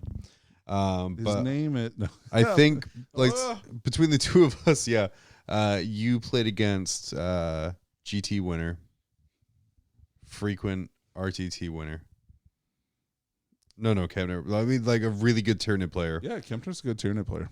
and then frequent winner / really good demon player. Yep. Well, I mean, he won Demon, or I don't know if he won Demons last year for IDC. He was but pretty close. He was pretty close. And then Tim won best Chaos Space Marines. Yep, he went like 5-1 2020 LVO. Yeah, he did good. So like good players for sure. But dude, John, you did awesome. Like you deserve Yeah, John. accolades for doing well. I You will got the same say- points that I did. Micah also went 5-1 at LVO. Well, all right, let's not talk about that. I guess LVO does suck after all. Dude, it only sucks if you can't make 75% plus of your 4+ invulnerable saves. Oh yeah. Statistically perfect. Statistically. But yeah, so now like I think I've told you, Danny, like I know like I submarined you a little bit. I think I told you it was like I can never play you again, so we can keep this narrative going. So John at the Yeah. start of this event is like, Danny, I'm going to submarine the fuck out of you so hard this event. Okay, and I was and this is the second time this has happened now. So like, second time in a row. yeah, I'm like, is it a joke? I don't know. We'll see. feel Maybe like the this next is the actual RTT they'll let me put out a challenge. There's a no. Oh No. knock it out immediately. So yeah, John declines. the second time in a row, yeah, I've literally told you I'm gonna submarine past you and win. So I think just being really arrogant about it is my way to go. I guess this right. That's how you get Yeah. to 75. Yeah. You just be arrogant. Yeah, just be True. arrogant. It's true. I'm gonna take psychic All I ritual. can feel is rage. Yeah, maybe I'll try and submarine next time. I just want to see you do that. You're gonna be like, and I'm gonna move here. You're not gonna score that. I'm sorry, I didn't ask you for advice. I told you where I'm moving. I'm gonna gonna take- laugh. We both win with like 50 points. I'm going to take Psychic Ritual. You don't have any Psychers. Shut the fuck up. Don't fucking talk Don't to tell me what to do, bitch. Oh, man. Okay, we're going to take... it was a lot of fun, though. Bore the witch. Oh yeah. I have no psychers. It's fine. This sounds like a gangbuster situation. It was... Oh. Oh, yeah, we're going to Randall it. Too soon. It was a lot of fun. The tables were great. The terrain was packed. Yeah. Tim did a good job. Yeah, that was a really fun event. If anything, there was too much terrain. Oh, I would honestly actually agree. Like, which is crazy for me to say. I've never said that before. No, but it did feel, man, it was very packed. You know what, though? I would rather have that much terrain than not enough. That's fair. Me too, because all my stuff is very squishy. Let me load something up here. We're going to go to Innes. Oh, okay. Who is going to tell us some new exciting things that I definitely have pre-edited before having you guys around to record, so you'll for sure hear it. And he's going to be telling us how to maximize our points, which seems pretty good. Oh, shit. I should have listened to that before the tournament. It wasn't recorded till Tuesday. It's fine. Okay. Hello everybody and welcome to this week's episode of Lo-Fi Beats to Get Good To. I'm Minus and I am this week going to be talking about a topic that's very, very unrelated to the current state of the game. Frankly, you'll be shocked to hear that this is what I'm talking about. So, this week's episode is about how to win games when you're at a disadvantage going in, whether that's based on lists or any other combination of factors, and also how to win games when you find yourself in a losing position during the game. So, the first step to this is identifying when you're in a losing position. That's generally fairly easy to do in a lot of situations, but there are times where it can be quite difficult. The first is if you have a bad secondary plan, or you have a bad primary plan against your opponent, whether that's based on the mission, their army, whatever. If you look at your points and you're thinking, I'm probably going to score 30 primary this game, my opponent's going to score 45, and I'm going to score 20 secondary, my opponent's going to score 30, you're at a disadvantage going in. That's one of the very easy ways to see it. The other way that very commonly comes up is you're just at a list mismatch. You're playing demons, your opponent's playing Grey Knights. It happens. And there are definitely steps that you can take to try and mitigate this impact.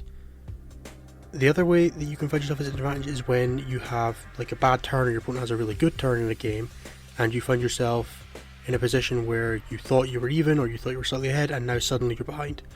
Both of these things can come up either before or during a game and they're often quite disheartening. You feel like you don't have a chance to win the game because of some bad dice swings, maybe a poor tactical blunder, and now you're like, oh, I'm stuck in this game for 2 more hours. How do I win this game? Or you go into the game straight up and you just don't have a chance. So, here are 3 generally fairly comfortable topics to talk about when you are in these positions. So the first is to take super high variance plays.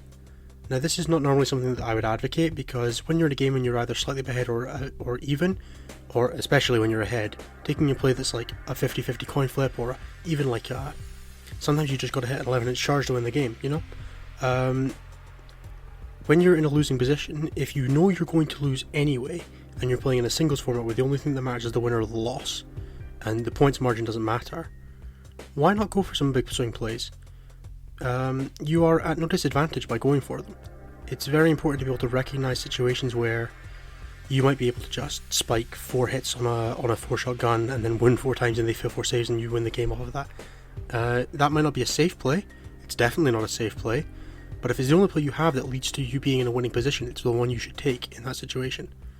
And being able to look for those plays is very important.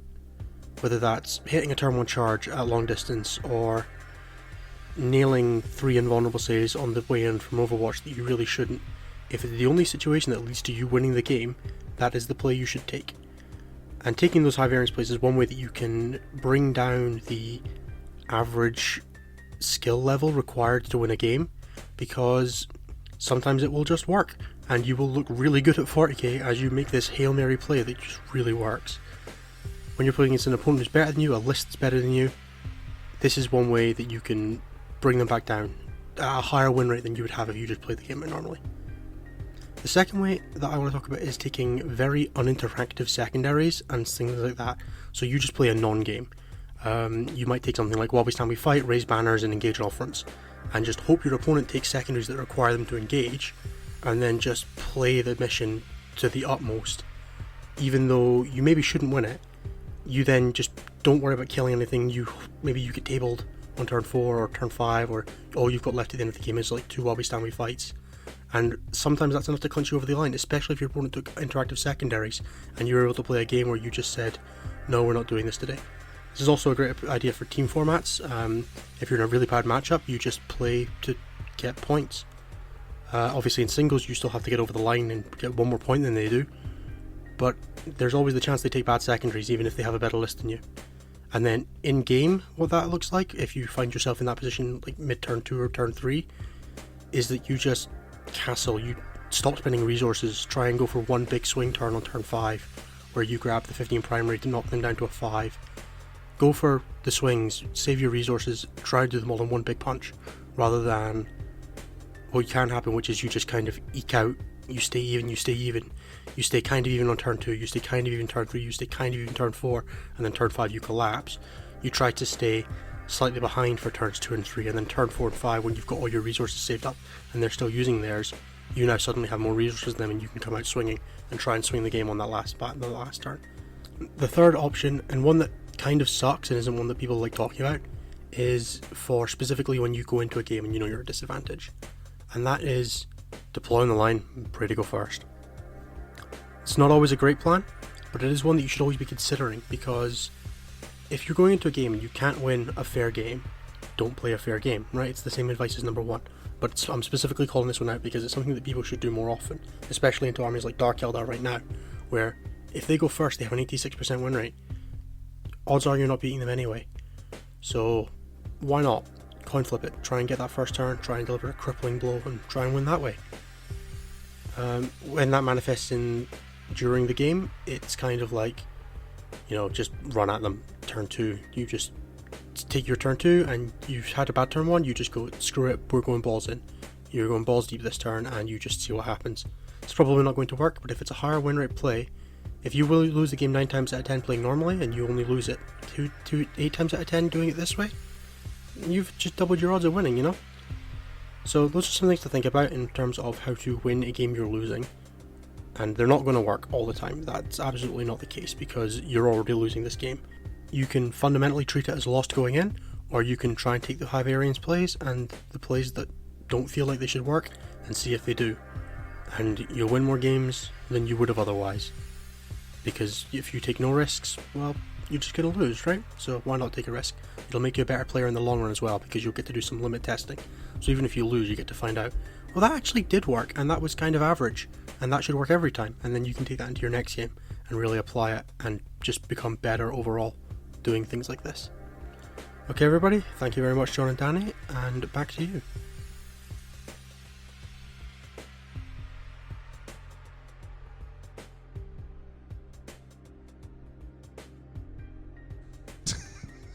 We're back, and that was like just a great cut. I wish I really started recording like 2 minutes earlier, but that's fine. Crab. Double record. Crab. We want the crab. Hey, Please so give me the crab. we have TayLore here me. for a reason, and that's Nah, we just wanted to have him on. He's fine. and that is not just to have him listen to us tell him about how we played games. You can't lie to me. That's fair. You're right. We're You're back adopted. for more. All knowledge is contained within my mind palace. We are back for more TayLore, and after popular demand, I will not be reusing the air horn to get us back on topic here. Fine. What? Come on. I like the air I thought horn. that was the funniest part. Many people thought that it broke their headphones because apparently the leveling wasn't great on that there. Cool. Do you want me to air horn? Like, a cappella? John, you can just scream. Okay, I'm just going Yeah, there you go. but yeah, so we asked TayLore to come back, and we were like, hey, what do you want to read? What do you want to talk about? I chose poorly. Yeah. Yeah. It was originally nihilism, but then I don't know why we got on. How do you say your name? Who? Raphael? So it's Ephrael Stern. Ephrael Stern. Dude, I have a really hard time, Putting it together. Yeah, making her name into like being able to pronounce her name. Because in my head, it's Arafel, but I don't know why. It's not pronounced that way. There's no reason I put an extra R in there. No. I know that conceptually. Yeah. The book, but I can't fucking help myself. the book lady said it to me, and that's how I know. Yeah. Ephrael Stern. The Heretic Saint by David Annandale, which is a audiobook, specifically 6 hours long. So thank you for that. Taylor, tell us about Ephrael Stern, The Heretic Saint. Listen, all right, cool. So there are parts of this book I really like, namely being the setup, which is Imperial forces having to deal with reality in Imperium Nihilus. Like, having to deal with the idea that we don't even know if the Imperium is still alive. We have no idea what's left. How do we as Imperials deal with that and move forward? I think it's a really cool concept. Yeah, you just have to ask the Eldar, it turns out. Right. Yeah, you just have to drop that concept 25% way through the book. That's so all right. So in this book, yeah. Yvraine, True. she is Gulliman's girlfriend. Gulliman's girlfriend, thank you. Or just side piece, or I don't know whatever. She's a newsie. I don't know what that means. She is there to explain gossiping. what's going on. Yeah. She's the narrator. So like Ephrael Stern, you might have seen her Black Library model, with the wonderful Harlequin, who I consume is pronounced It's actually Kangol. Kangol, like that. Kyagnal? Kyagnal. Kyagnal? Because Kangol's a kind of man. hat. I was thinking of the exercise. A Kegel? Kegel. Sorry. Kegel, yeah. Thank I just you. call him a traitor. But yeah, so Ephrael Stern and Kegel have been traveling through the webway. Their ultimate goal is to get to the Black Library. Right. So Ephrael Stern can please deposit the 700 souls that currently inhabit her body. Download them, if Yes. you will. Download them. You wouldn't download a Sister of Battle. I would download 700 of them. Oh, Can't be stopped. Because of some Take you prior storytelling, something happened and she has inherited the souls of 700 Sisters of Battle. I can tell you if you want to know. Please do. Yeah. Cool. So she used to be a Seraphim, which is a cool type of sister. That's the ones with the backpacks, I right? like them. They're fun. They got double blam blam. yeah. I like blam blam. They blame. Anyway, The pokes are better though, right? yeah. So anyway, there was this place, I don't know, and there was a sisters convent there, and Jesus Christ, they lost contact with the sisters there. There's like 700 of them. And so she said, they're of a particular order, right? They're not like normal battle sisters. no, I don't. I think they're. I don't. I'm not going to pretend to remember, honestly. Martyred Lady, I think, right? Sure. That's their order. They were some. well, They were some. The Special Haradrim sisters. Oh, The Harem Sisters. cool. That's like a. Yeah, it's like a dragon. Yeah. I don't know. I don't know. What's the lore keeper? No, Haradrim are in Lord of the Rings. They're the dudes who ride the elephants. Oh God, you're But right. what are the You're what's welcome, the- Russell. Yeah. That was just for you, Russell. So what are the order in Diablo that like they keep the knowledge? You know, like Cain was one of them. You're looking at me like I've ever played Diablo. Dicks. Am I the only one who? Jesus Christ! All right. Well, it seems. Am to I me the like only these one who makes sisters- obscure references no one else understands? No, Danny, I'm also here. and Taylor's here too. Vaguely. No, but they seem like they're a repository for knowledge. Like Yeah. they're like maybe like not Dialogus, but like one of the other like non-combat orders of sisters. Yeah, I honestly don't remember it. I read that comic like a bajillion years ago. They're like scribes, Yeah. scribs, So there's screebs. scrabbles. So there's a keeper down there, and the keeper takes all the sisters, flays them, As you and- do. right, and then makes a cage out of them Dope. so that they can share all of their like pain, but the demon doesn't seem to realize that by making them share consciousness, they can also share their faith. So like they all in the pain cage of their own skin, which we hate. Right. Right. As I remember well. That's a reference. Are like able to share their faith and keep themselves like not crazy. I don't know how you do that being. How strongly do you have to believe in something not to be driven crazy, being turned into a pain cell of bones? Not only that, they're also like plunged into chaos like itself. So they absorbed a bunch of like all of the lore of chaos. And then Oh, that's right. Yeah. And so when she gets captured by the keeper and she gets put in the cage, and then the sister's like, "We're alive. Fucking here, you want this? Yeah, for sure. Take my soul." This isn't really fun. Here, this is going to be less fun for you I'm now. bored of this now. Will you take this from me? I'd like to leave. And so all of the 7 Inside your skull, as I dislike right. my skin. Hello? Hello?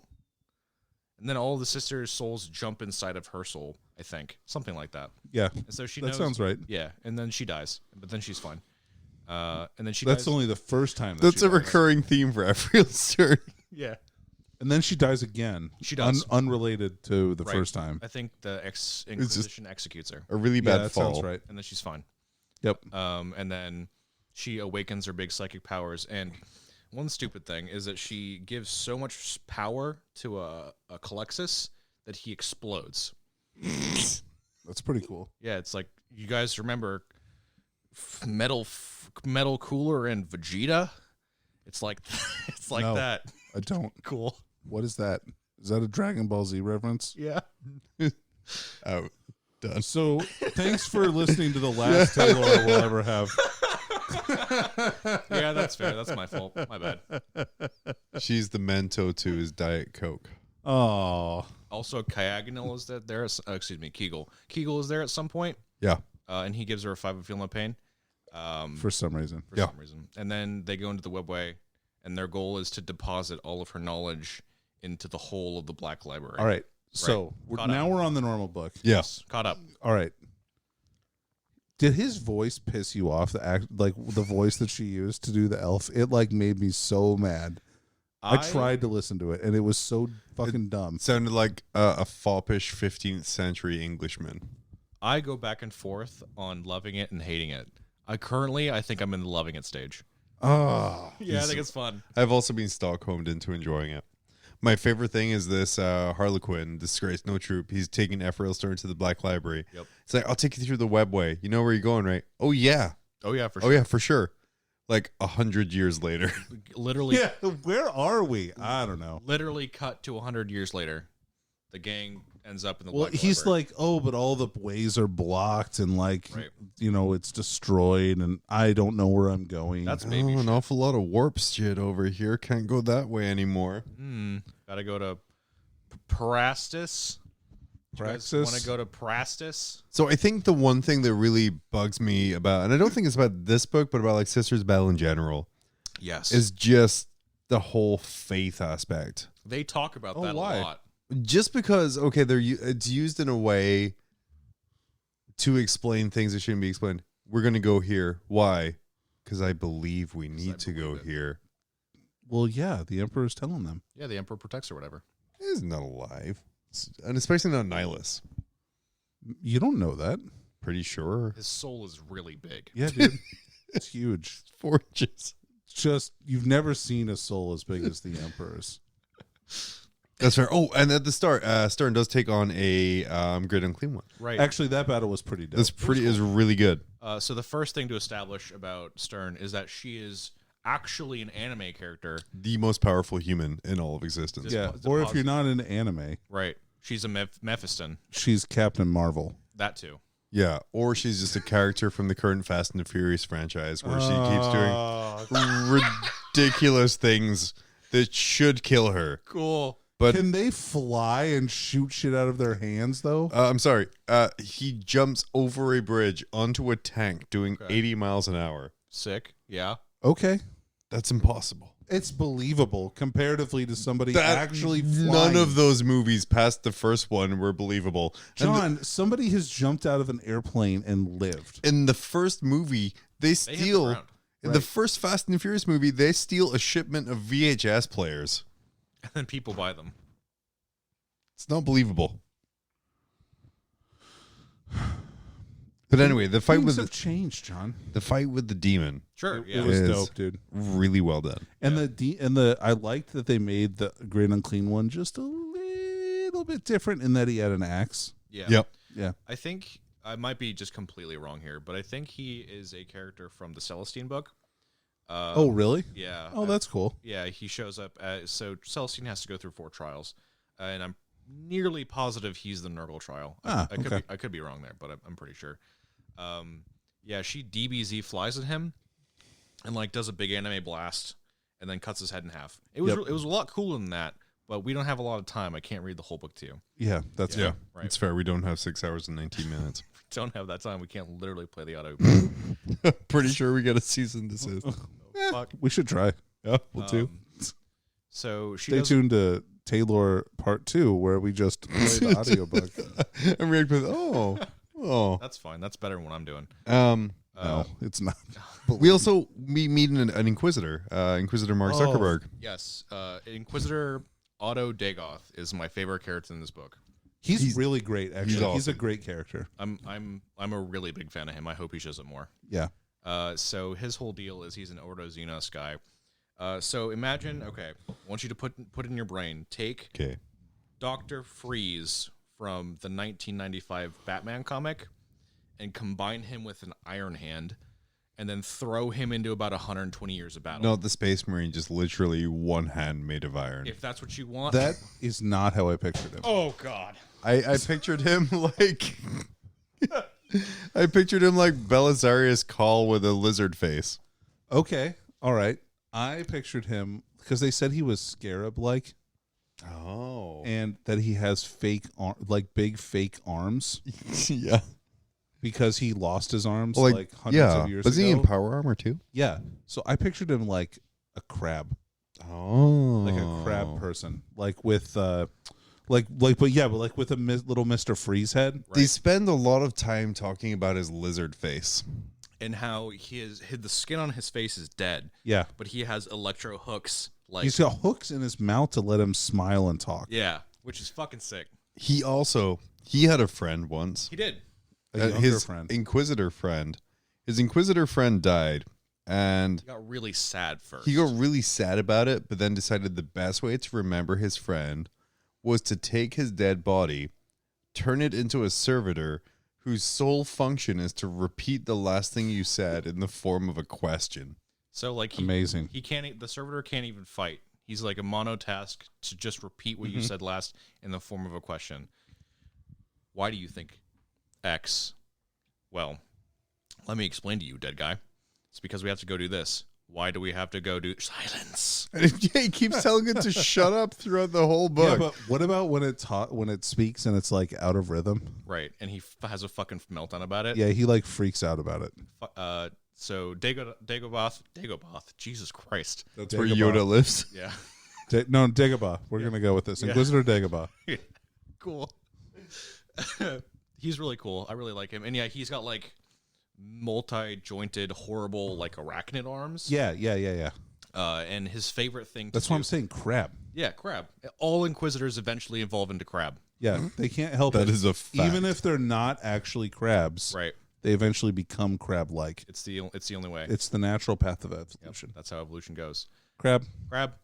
What else? Lobster? Oh, he also No. wears. Only crab. Yeah, crab. We don't need lobsters here. We don't do that. Sorry. We don't do that here. We're crab people. We are. Crab people. All right, sorry. Right. I forgot what I was saying about him. Other than that, his favorite thing to do is smile at people. Yeah. Because Because it creeps them the fuck out. it's really horrible to look at. Yeah. Yeah. Awesome. Because he's also filed his teeth into points. Right. Also true.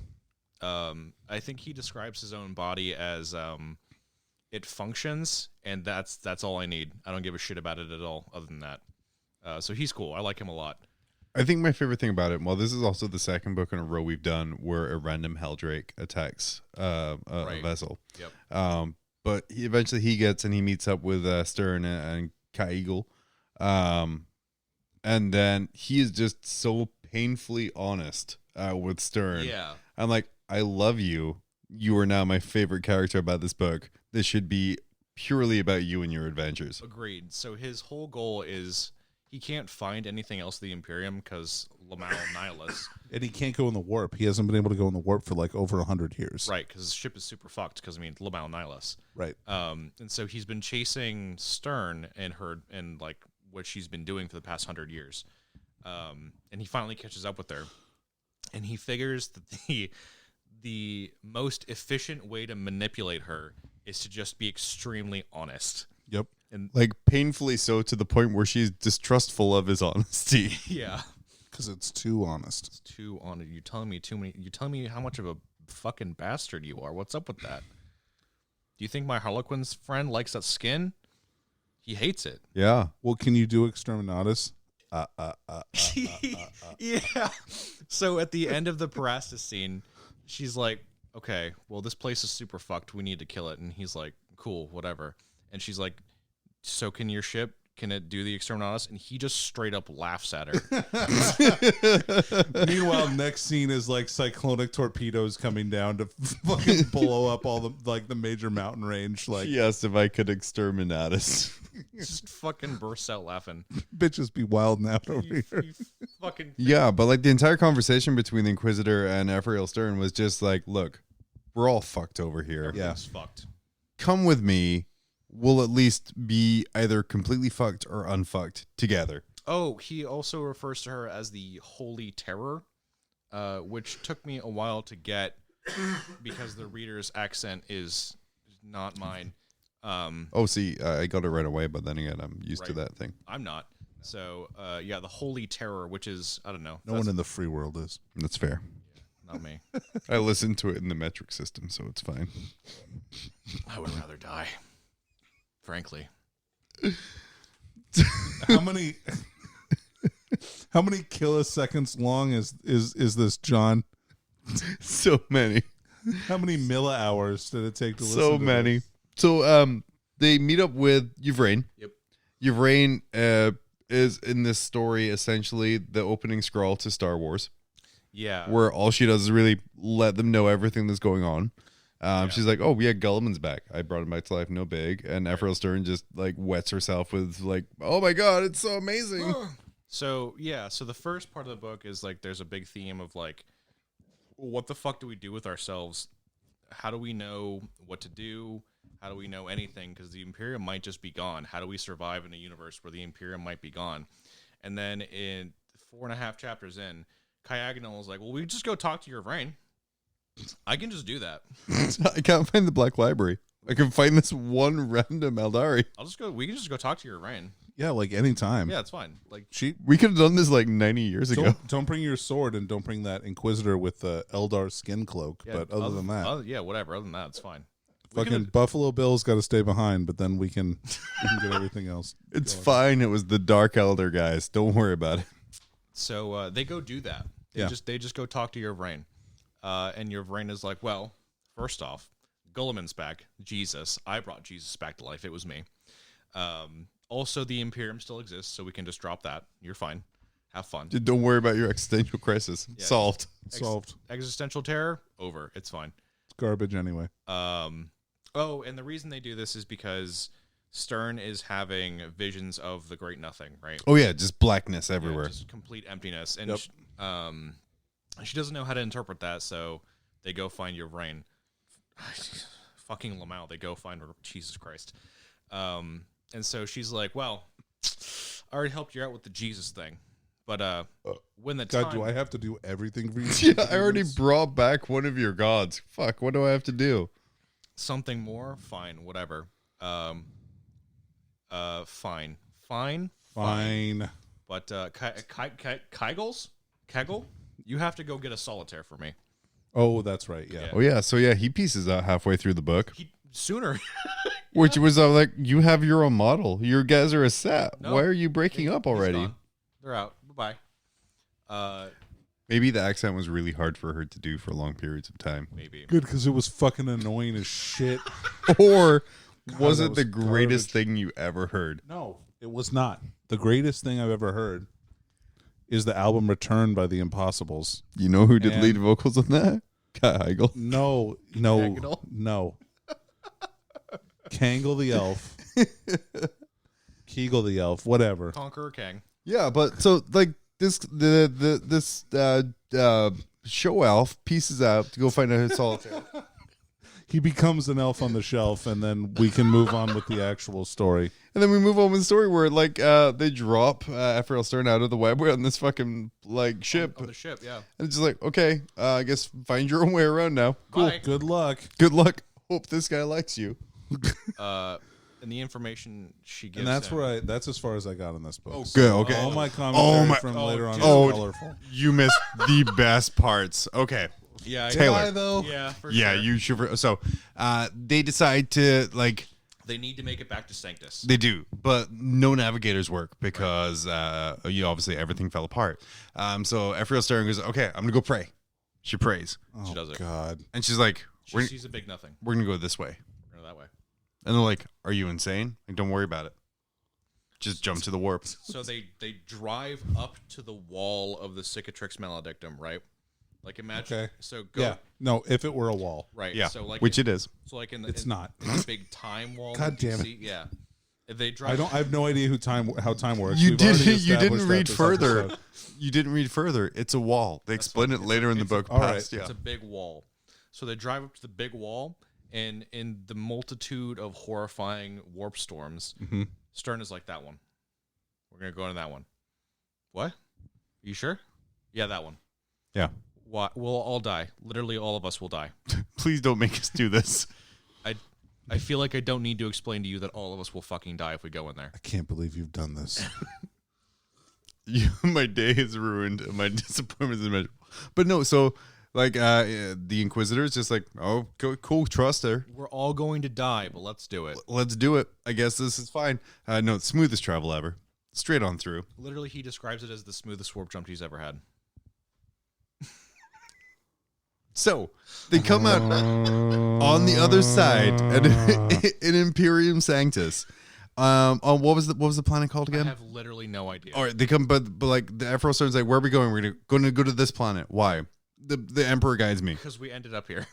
They're like, okay, but really, why? The Emperor guides me, and I think that's my only thing is like they would ask her clarifying questions throughout this book. Her answer every single time was, "The Emperor told me." I am the Emperor's sword, sir. So I mean, Yeah, the Emperor's sword. But has he told her that she's his sword at this wait point? till the end of the book. Yeah. Oh, So sorry. we show up at this planet. This planet is under a chaos assault. Cultists just everywhere, like cockroaches, just coming out of the Right. walls. So okay, so this So is Exterminatus again, right? Lamau. No, No, they ran out of Exterminatus missiles in the last They planet. used all of the That's why he. Oh, did he say that? they yeah. literally ran out of Oh, all the okay. Exterminatus models. That's why he laughed because he could do it once. yeah, I guess. Like, oh really fuck, I com- have to use it for this one. Oh no. Really confident one time. So yeah, they show up on this planet, and it's in the path of the Primus fleet of Indominus. Mm-hmm. And they scan it. They do all their magic. Like, you know what? That planet would be super easy to take. That's a fucking bitch baby invasion right there. That's nothing. Yep. So we'll send one commentary of Sisters of Battle, which I believe is like 200 some sisters. Yeah, it's not very many. Yeah, something like that. And so they land on the planet, and it turns out actually the entire planet has fallen into chaos, Yeah. and every wall is a demon engine. Oops. Oops. That sucks. Every wall? Yes, every wall, all the streets, all the pipes and organs are actually demon engines. So we have like these sisters, like What? So it was the Order of our Martyred Lady, right? was. Which is Ephrael Stern's old order. She It was is. thrown out of for Yep. being a heretic. For being tainted by the warp. Yep. So she comes down. She saves their asses. and She does a Thor landing, right? Yeah, yeah. Where, Superhero landing. She lands on the ground and then a giant burst of energy Yeah. comes out and fries everything. she's Yeah. real strong. Right. And then our Martyred Lady are like, oh my god, oh fuck you, it was you. Oh, you fucking You suck. hello. And they make this plan to defend this Hello? defend this port. So they all go to defend this church. And the whole time like, oh, fuck you, no, you're the worst. Right. And then Inquisitor is like, well, I think she's a saint. Yeah.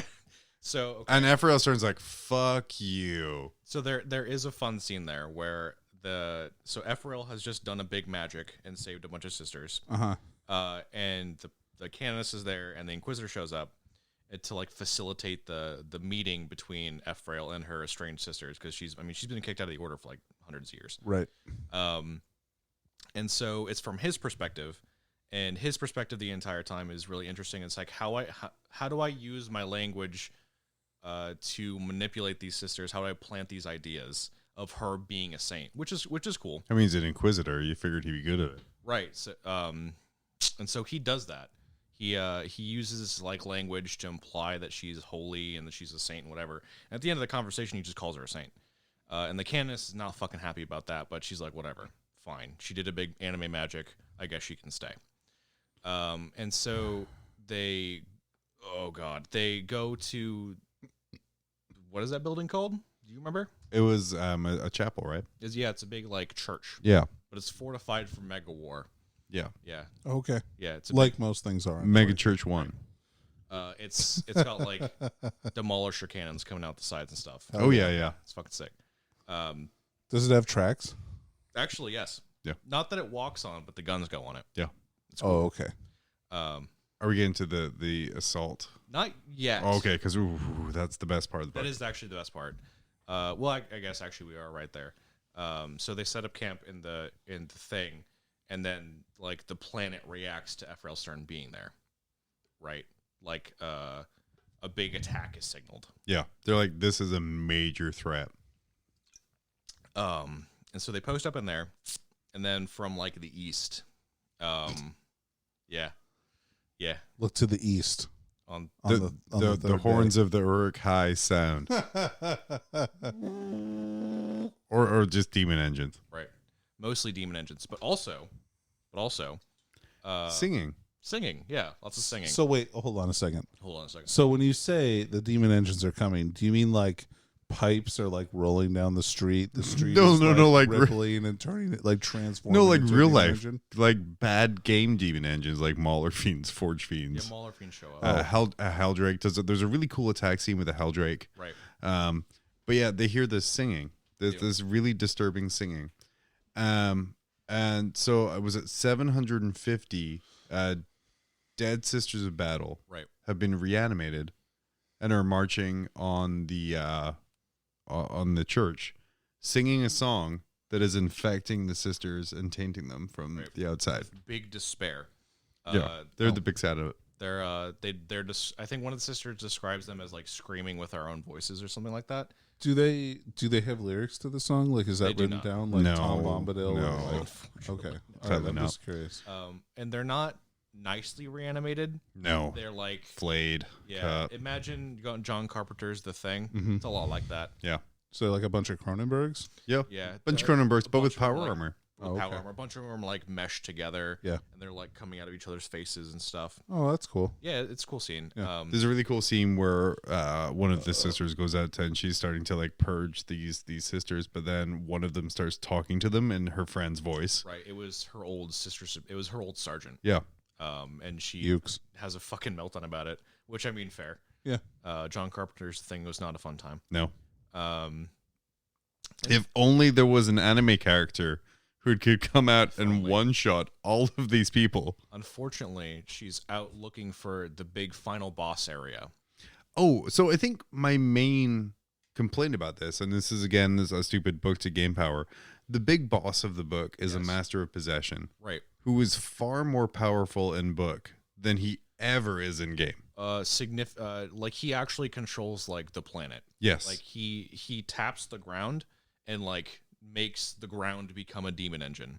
Oh yeah. So the big final battle is Ephrael Stern flying in on her jetpack, as you're wont to do as a former wait. Seraphim. She does not have a jetpack. She doesn't Was it have a jetpack? Oh no, she just She just flies. Oh, that's right. flies, dude. I thought she had a jetpack. No, she's Captain literally Marvel. flying. She just uses her anime power. Stronger, faster, harder. Just flying. So the master of possession decides to animate an office building into a gigantic demon engine, Right. which then eats Ephrael Stern. It does. So yeah. Okay. So yeah. So we're introduced. So okay. So they blow up all the bad sisters. Oh yeah, the reanimate sisters are all dead. I'm jumping ahead. I get so excited about reanimated office building. It's all right. So they're all dead. Whatever. And then we're finally introduced to the villain. Yes, Like an In- hour before the book. in ends. true Black Library fashion, in the last 15% of the book. Yes. And it's this word bearer master possession and this word bearer Warpsmith. Warpsmith. Cool. Yeah. And so they're introduced with basically the Master Possession has become so powerful because the way he set up his cult, he made himself the focal point of the worship. He made himself like a pope, where all of the focus I don't know if that's correct. I don't know anything about Catholicism. He's like the Wish Stone dude from the Wonder Woman 1984. So all of the he gets all the people's powers. all of the worship goes on to him, and then through him to the gods. But he's still like super mega powered by it. And we're interested. He has this conversation with the Warpsmith, and the Warpsmith is basically like, "Well, you should have killed her." And he's like, "You think you're the mega mind of this warband? You think you're the boss, The baby?" Warpsmith thinks he's in charge because he makes all the demon engines, but the guy's like, I give your guys brains. You're just putting a fucking shell there. He's like, "You're not the boss, baby, of this warband. I am. I shit the diapers in this warband." Yeah, okay. Yeah. And then you basically we skip to the final battle after that, honestly. Yeah, for sure.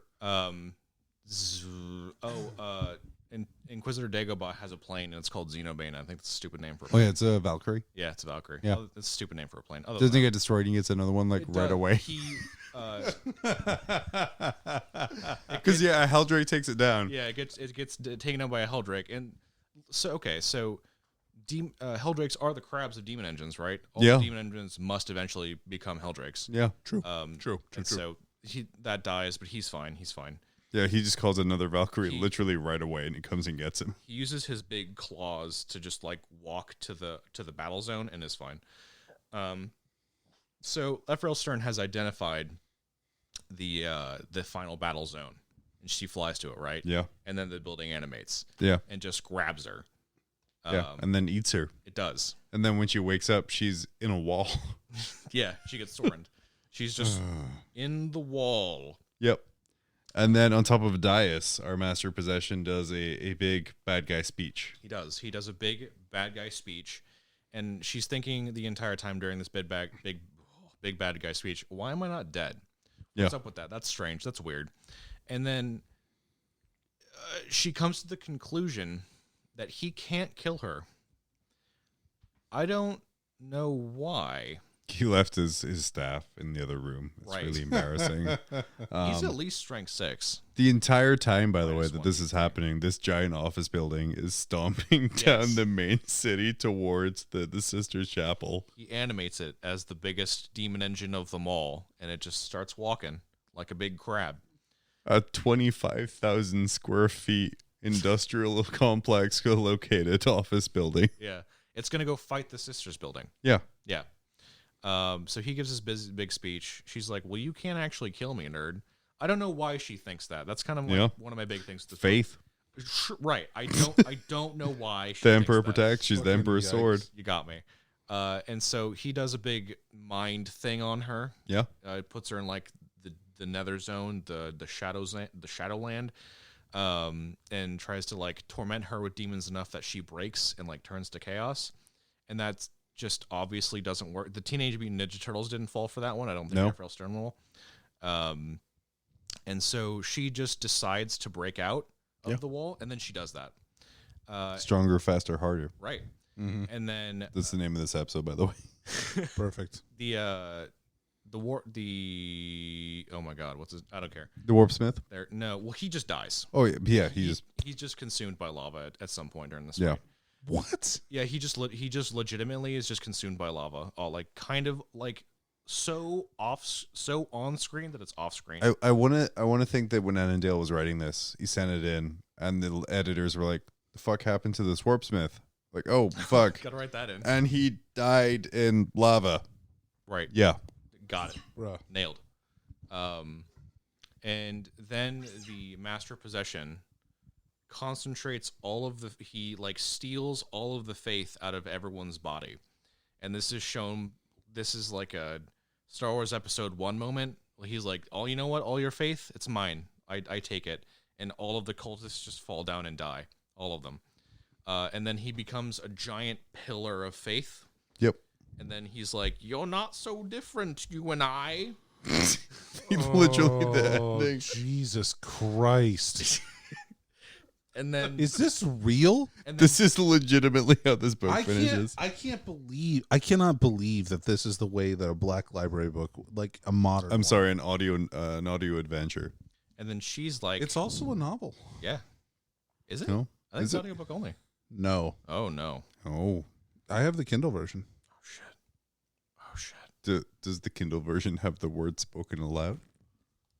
I mean, it can. If Oh, it's an audiobook adventure. Good. Cool. what?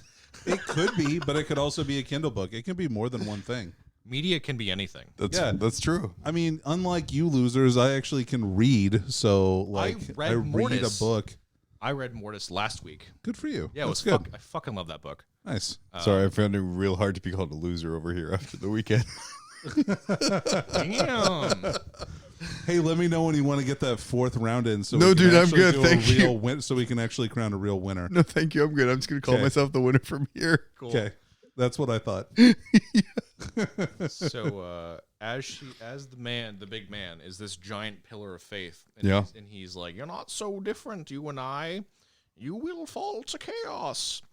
Life is good, but it could be better. Could be great. Ephrael Stern just stares at him. She's like making big eye contact. And then she's like, you doubt. And then she kills him. Yeah. That's it. Yeah. What? So yeah, he controlled the planet with all of the faith he stole from his And cultists. you know what? All right. So normally, And like, then if he- I had failed to finish a book, Yeah. I would feel bad. This is not one of those scenarios. I don't know why he doubted. I don't know what she meant by that, but she fucking tears his head off. So Oh, yeah. got him. Like with her hands or sh- with magic powers? She stabs his face with her sword and then like tears it off. Yep. And then he's defeated. And then the planet is As generally people are when they lose their head like that. right. And then the planet is mostly fine after that. And then she leaves. Yeah. That's not the end of the book, though. Nope. She fly away like Yes, out. she flew back to the zone with her other sisters with her big. You know, I like to imagine she has to T-pose, but it doesn't say that. Anymore. Yeah, wanna I agree. imagine I can't see it any Her other way. flight path is like a Nyan cat.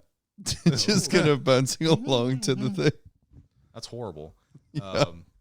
And there's like a wave of emperor like powered energy behind her. Oh, Yes. yeah. Yeah, like a rainbow. Yes. Yeah, one for each Ordo. Yeah, there you go. So the Inquisitor Dagobah sees her essentially kill a planet, and he's like,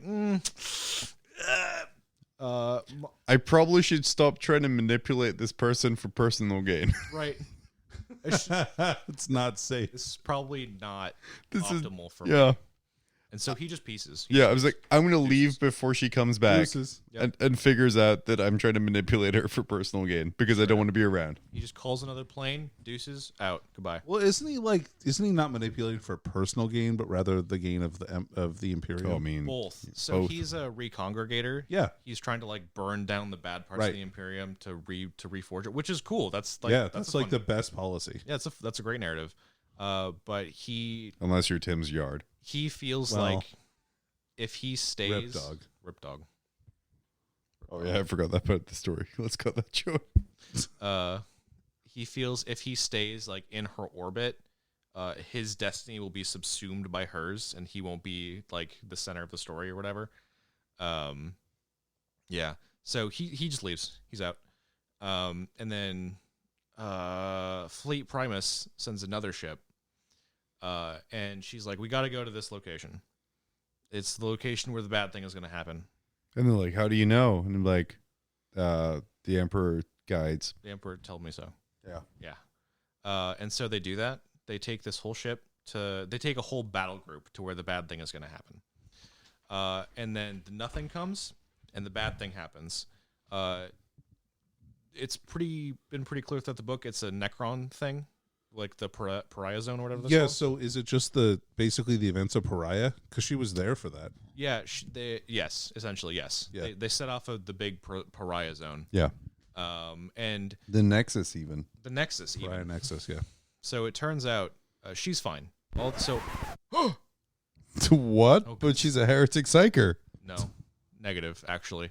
all the power she's exhibited, everything she's all done, all the psychic stuff. You were saving that fucking rip. Oh, hell yeah. Turns out it's actually been Faith this entire time. Yeah. Boo. Zero psychic element at all. Yep. Boo. It was just her faith in the Emperor. Also, the Emperor directly talks to her from across time and space. Yep. And says, Good job. Attaboy. Essentially, Damn it. go on my sword. He explicitly calls her his sword. So yeah, Ephrael Stern is like the most powerful being in the universe. Yep. God talks to her for real I think, this time. is there anyone else in modern 40k lore who the Emperor has actually directly talked to? Gilliman. Just Gulliman.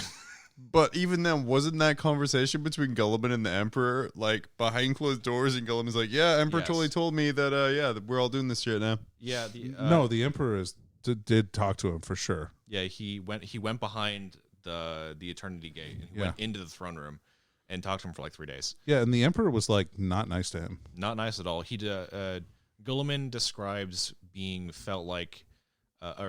feeling like the Emperor was about as happy as finding that he's alive as when you find a tool that you had thought you'd lost. Like your favorite tool, right? Right. That you've lost. But I'd be it's like, pretty happy about that. Like you found your hammer under the couch or whatever, and like, yeah, yeah, but fucking it's sick. not like your son. Yeah. Yeah, it's fair. Like all the humanity Some of the really Emperor good has been hammers. stripped away, which I mean, fair. He didn't. I mean, he barely had any. Like anyway. he had like 2 left, if that. And now he's two just, humanities. Yeah. no, he's like a solid 1. 0. Point- Hard 0. 0.1. Hard negative. 0 left. Zero humanities. Big mean man. So I mean, that was Ephrael Stern, Heretical Saint. That was. I'm sorry, guys. There are some cool parts of this book. There are. Totally. though. Yeah, The Inquisitor is an amazing character. He's a good character. I really love Dagobah. I really want to see more Dagobah action Totally. and more kind of Dagobah stories. Some of the interplay between how the sisters of battle interacted with Ephrael Stern was really cool. Every time sisters show up, I want to see more. I love sisters. So like seeing the canonist just be like, "Well, fuck you," but then after the Inquisitor puts that little tidbit of, "Oh, she's a saint," like some of the other sisters start seeing it too and coming and talking to her. Like that was super cool to see. Like that part really come. cool. There's a Dominion that goes and talks to her. The Ephrael Stern. She's like praying. She's been praying for days or whatever. And the Dominion goes and talks to her, and it's like the first time that she's had a conversation with a sister that's like an actual conversation. And that, like, not gonna lie, that part actually got me a bit. Yeah. Like I was kind of I was kind of feeling it, missing up a little bit. Like I really liked that. More of that, please. Shit's fucking rad. I still enjoy Chaos. Like the leadership of Chaos still infighting a lot. Chaos building. Like Yeah. that to me is always fun. That's and why especially, they always lose. especially like Warp Smiths and Masters of Possession. I really hope this leads to Masters of Possession being better in the next Chaos book. I think they will be. I'm sure they will be. I think the whole book is just gonna receive the biggest glow up. Oh, for sure. But like showing how powerful they are here. I did like consent with the Master of Possession, just see the bad guy from Wonder Woman 1984, which isn't a great comparison for me. Like when he's in Essential Day, it's like controlling the faith and getting it through him. Like, oh, it's just the end of Wonder Oh, Woman. I see that. Yeah, I've seen that there. There he is. So yeah, I just imagine like Ephrael Stern stuck in a wall and he's just like, more, wish it, Yeah. you can do it. Essentially. Yeah, and then just the way the Imperium Nihilist stuff, like the first 20% of this book is so good. Really good, honestly. Like setting up like that side of the rift, how they're surviving, like how their faith is being tested, how they're like some of them are acting like the Emperor's just dead because that's the only like logical explanation for everything. That was great. Right. Because But nobody then can see the Astronomicon. it kind of shuts it down just when you've rain shows up. It's like, oh yeah, everything's fine. Right when that stuff is getting really interesting, you see your brain, and it's like, well, actually, Gulliman's alive. Imperium is mostly fine. Yeah. Here's a way through. Chilling. Yeah. So that's kind of disappointing. But I mean, I really There's some cool fight scenes, and like the characters are definitely interesting. Mhm. Yeah. Like, Ephrael Stern is cool. I hope to see her more. And definitely, I hope I don't want to. Know I definitely want to forward you the timestamp for when the office building fight starts to happen because that's literally my I can favorite. fast forward to that. Yeah, it My just favorite part of the book. Shannon flies right into its mouth. It's Well, great. have either of you guys read the Bloody Rose like novellas and stuff like that? I've read a couple, yeah. They're really good. Those are my favorite sisters like depictions. I think. How many buildings form sentient life in those? 0. Oh, Mark of Faith, really good. if you guys haven't read that one. That's another Sisters book. Yeah. A lot of them are very good. Yeah. I think I confused Mark, Faith, and this one in my brain a little bit because I read them immediately after another. I see. Because Okay. it was in the COVID dark time when we were all stuck in our houses and I had nothing to do but consume audiobooks. Yeah, that book's really good. I like the book. Nice. Sisters are fucking cool, man. They're cool. Show me more Cagnal. Show me the Solitaire. It sets You know up- what? I just want a book about Harlequins. How about that? Oh God, yes, Yeah. please. Did you remember a book that's gonna be like 200 pages of rehearsals Dude, I for would like take it. just a fucking traveling stage show? Legitimately. Like, god damn it, Kangle, Have you hit your mark. Have you guys read the Fabulous Bill books? The Yes. trilogy. The Harlequins are so They're good. so good in that. Yeah. Yeah, I've read the first one. you should read the whole thing. It's Yeah. real fucking. The good. third one is not as good as the first or second one, but it's still pretty darn good. I agree. It's worth finishing the series. Oh, for sure. And like some of the things in the third book are very cool. Flesh Tower. Yeah. Yeah, Yeah. there you go. There's a walking building in that. There one. is a walking Amazing. building. Then I am there. I'm gonna Yeah. skip 2 Dope. straight to 3. Cool. And then of course they announced Dark Imperium book 3. Yeah. I saw the cover art for that. Looks Godlight. Yeah. Goblight looks amazing. Looks super cool. I really can't wait excited to to see read what kind of cop out ending they do for Gilliman and Mortarion.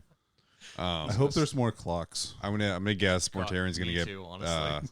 We're gonna learn Mortarion's true name, and then from tournaments from here on out, people are gonna go, "Oh yeah, Jehezebub, haha, you lose." Lose nerd. Yeah, I'm excited for that. Dude, me too. Oh yeah, Legitimately. when you take Mortarion to a tournament, let me know when that is. Yeah. Let me know when that happens. Oh yeah, good point. I already said his name myself and banished him from on my list. AdMech are about to come out. You want to roll on that road? Let's do it. I really Ugh. don't know. I'm gonna think more bodies, more damage. I think that makes sense. Anyway, Yeah. Yeah.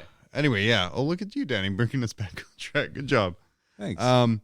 If you have spare Audible credits, it's available in Audible. give It's it a listen. If you like Sisters, if you like Ephrael Stern, definitely do it. there's a couple of really cool fight scenes in there. And again, an office building is the main bad guy. Right. And That's that's pretty cool. Yeah. that's stuff I can get behind. You can't even argue against that. It's just Nope. a fact. Yeah, that's just facts. So hopefully we'll hear more of that Inquisitor, more of Ephrael Stern, and maybe even Kangle. We'll see. We're gonna take a break. We'll be right back. Do you like cookies but want something more British? Buy biscuits. Not like those you have for gravy. British biscuits. For dunking in your British tea. It is fine. Stiff upper lip guaranteed. Biscuits. As recommended by Queen Liz of the Britons. Oh man, it is fine. You're right. Just plowed right on through. Like I paused the last one, not this one. We're done. Oh, Oh, I think we will do that round 4 at some point, Danny. Cool. Just so sure. just so you can I was just shit talking you. just so you can so like have So I elevated can redeem myself. I've elevated myself to this pedestal, knowing that this pedestal is made of lies. And I need It's you. not though. You legitimately won the event. Oh yeah, no, I'm not doubting that. But I also submarined every list that was the counter to my list. Well, that happens sometimes. Yeah. Like, You do it. sometimes you just get lucky. Heck yeah. But that's happened to me before for sure. Like where I've dodged people that I didn't want to have to play against. right. Yeah.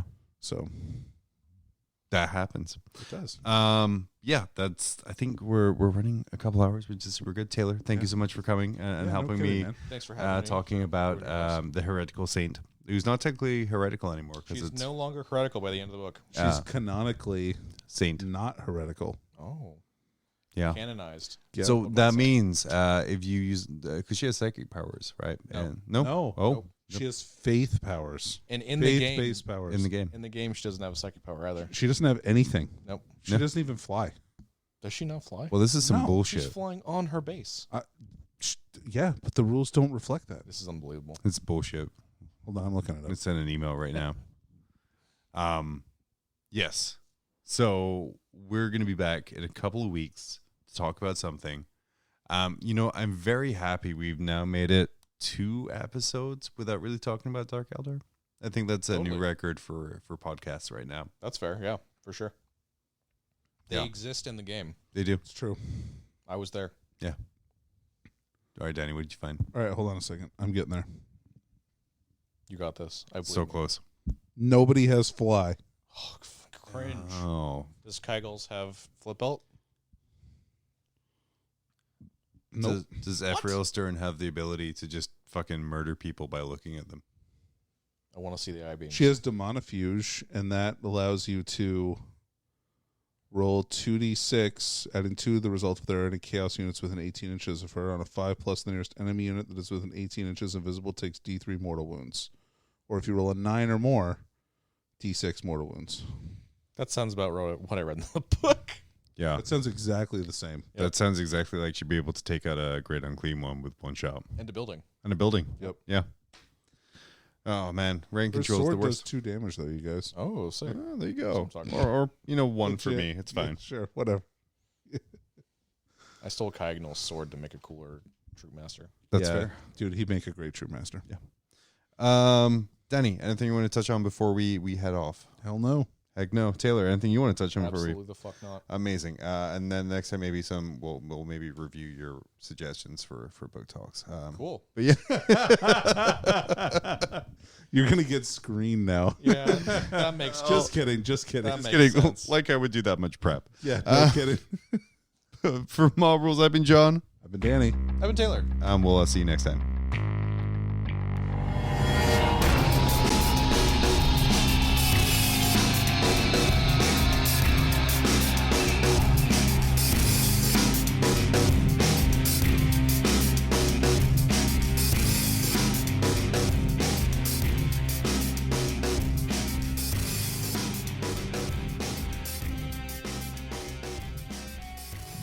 No, they're like third down on my list. So there, Kaon shows up in the last one. Right. It's fucking dope. Yeah. Like, Okay. yeah. He's like, Harmon, you dumb shit. You fucking little baby, you man. fucking little douche. You fucking nerd. You stupid baby. You're gonna do a rubric? Who do you think you fucking are? Cringe. You mean rubric 2? Rubric Electric Boogaloo? again? It didn't work. Yeah, but this one does. Well, works in the way they don't like We'll those. see. Yeah, pretty much.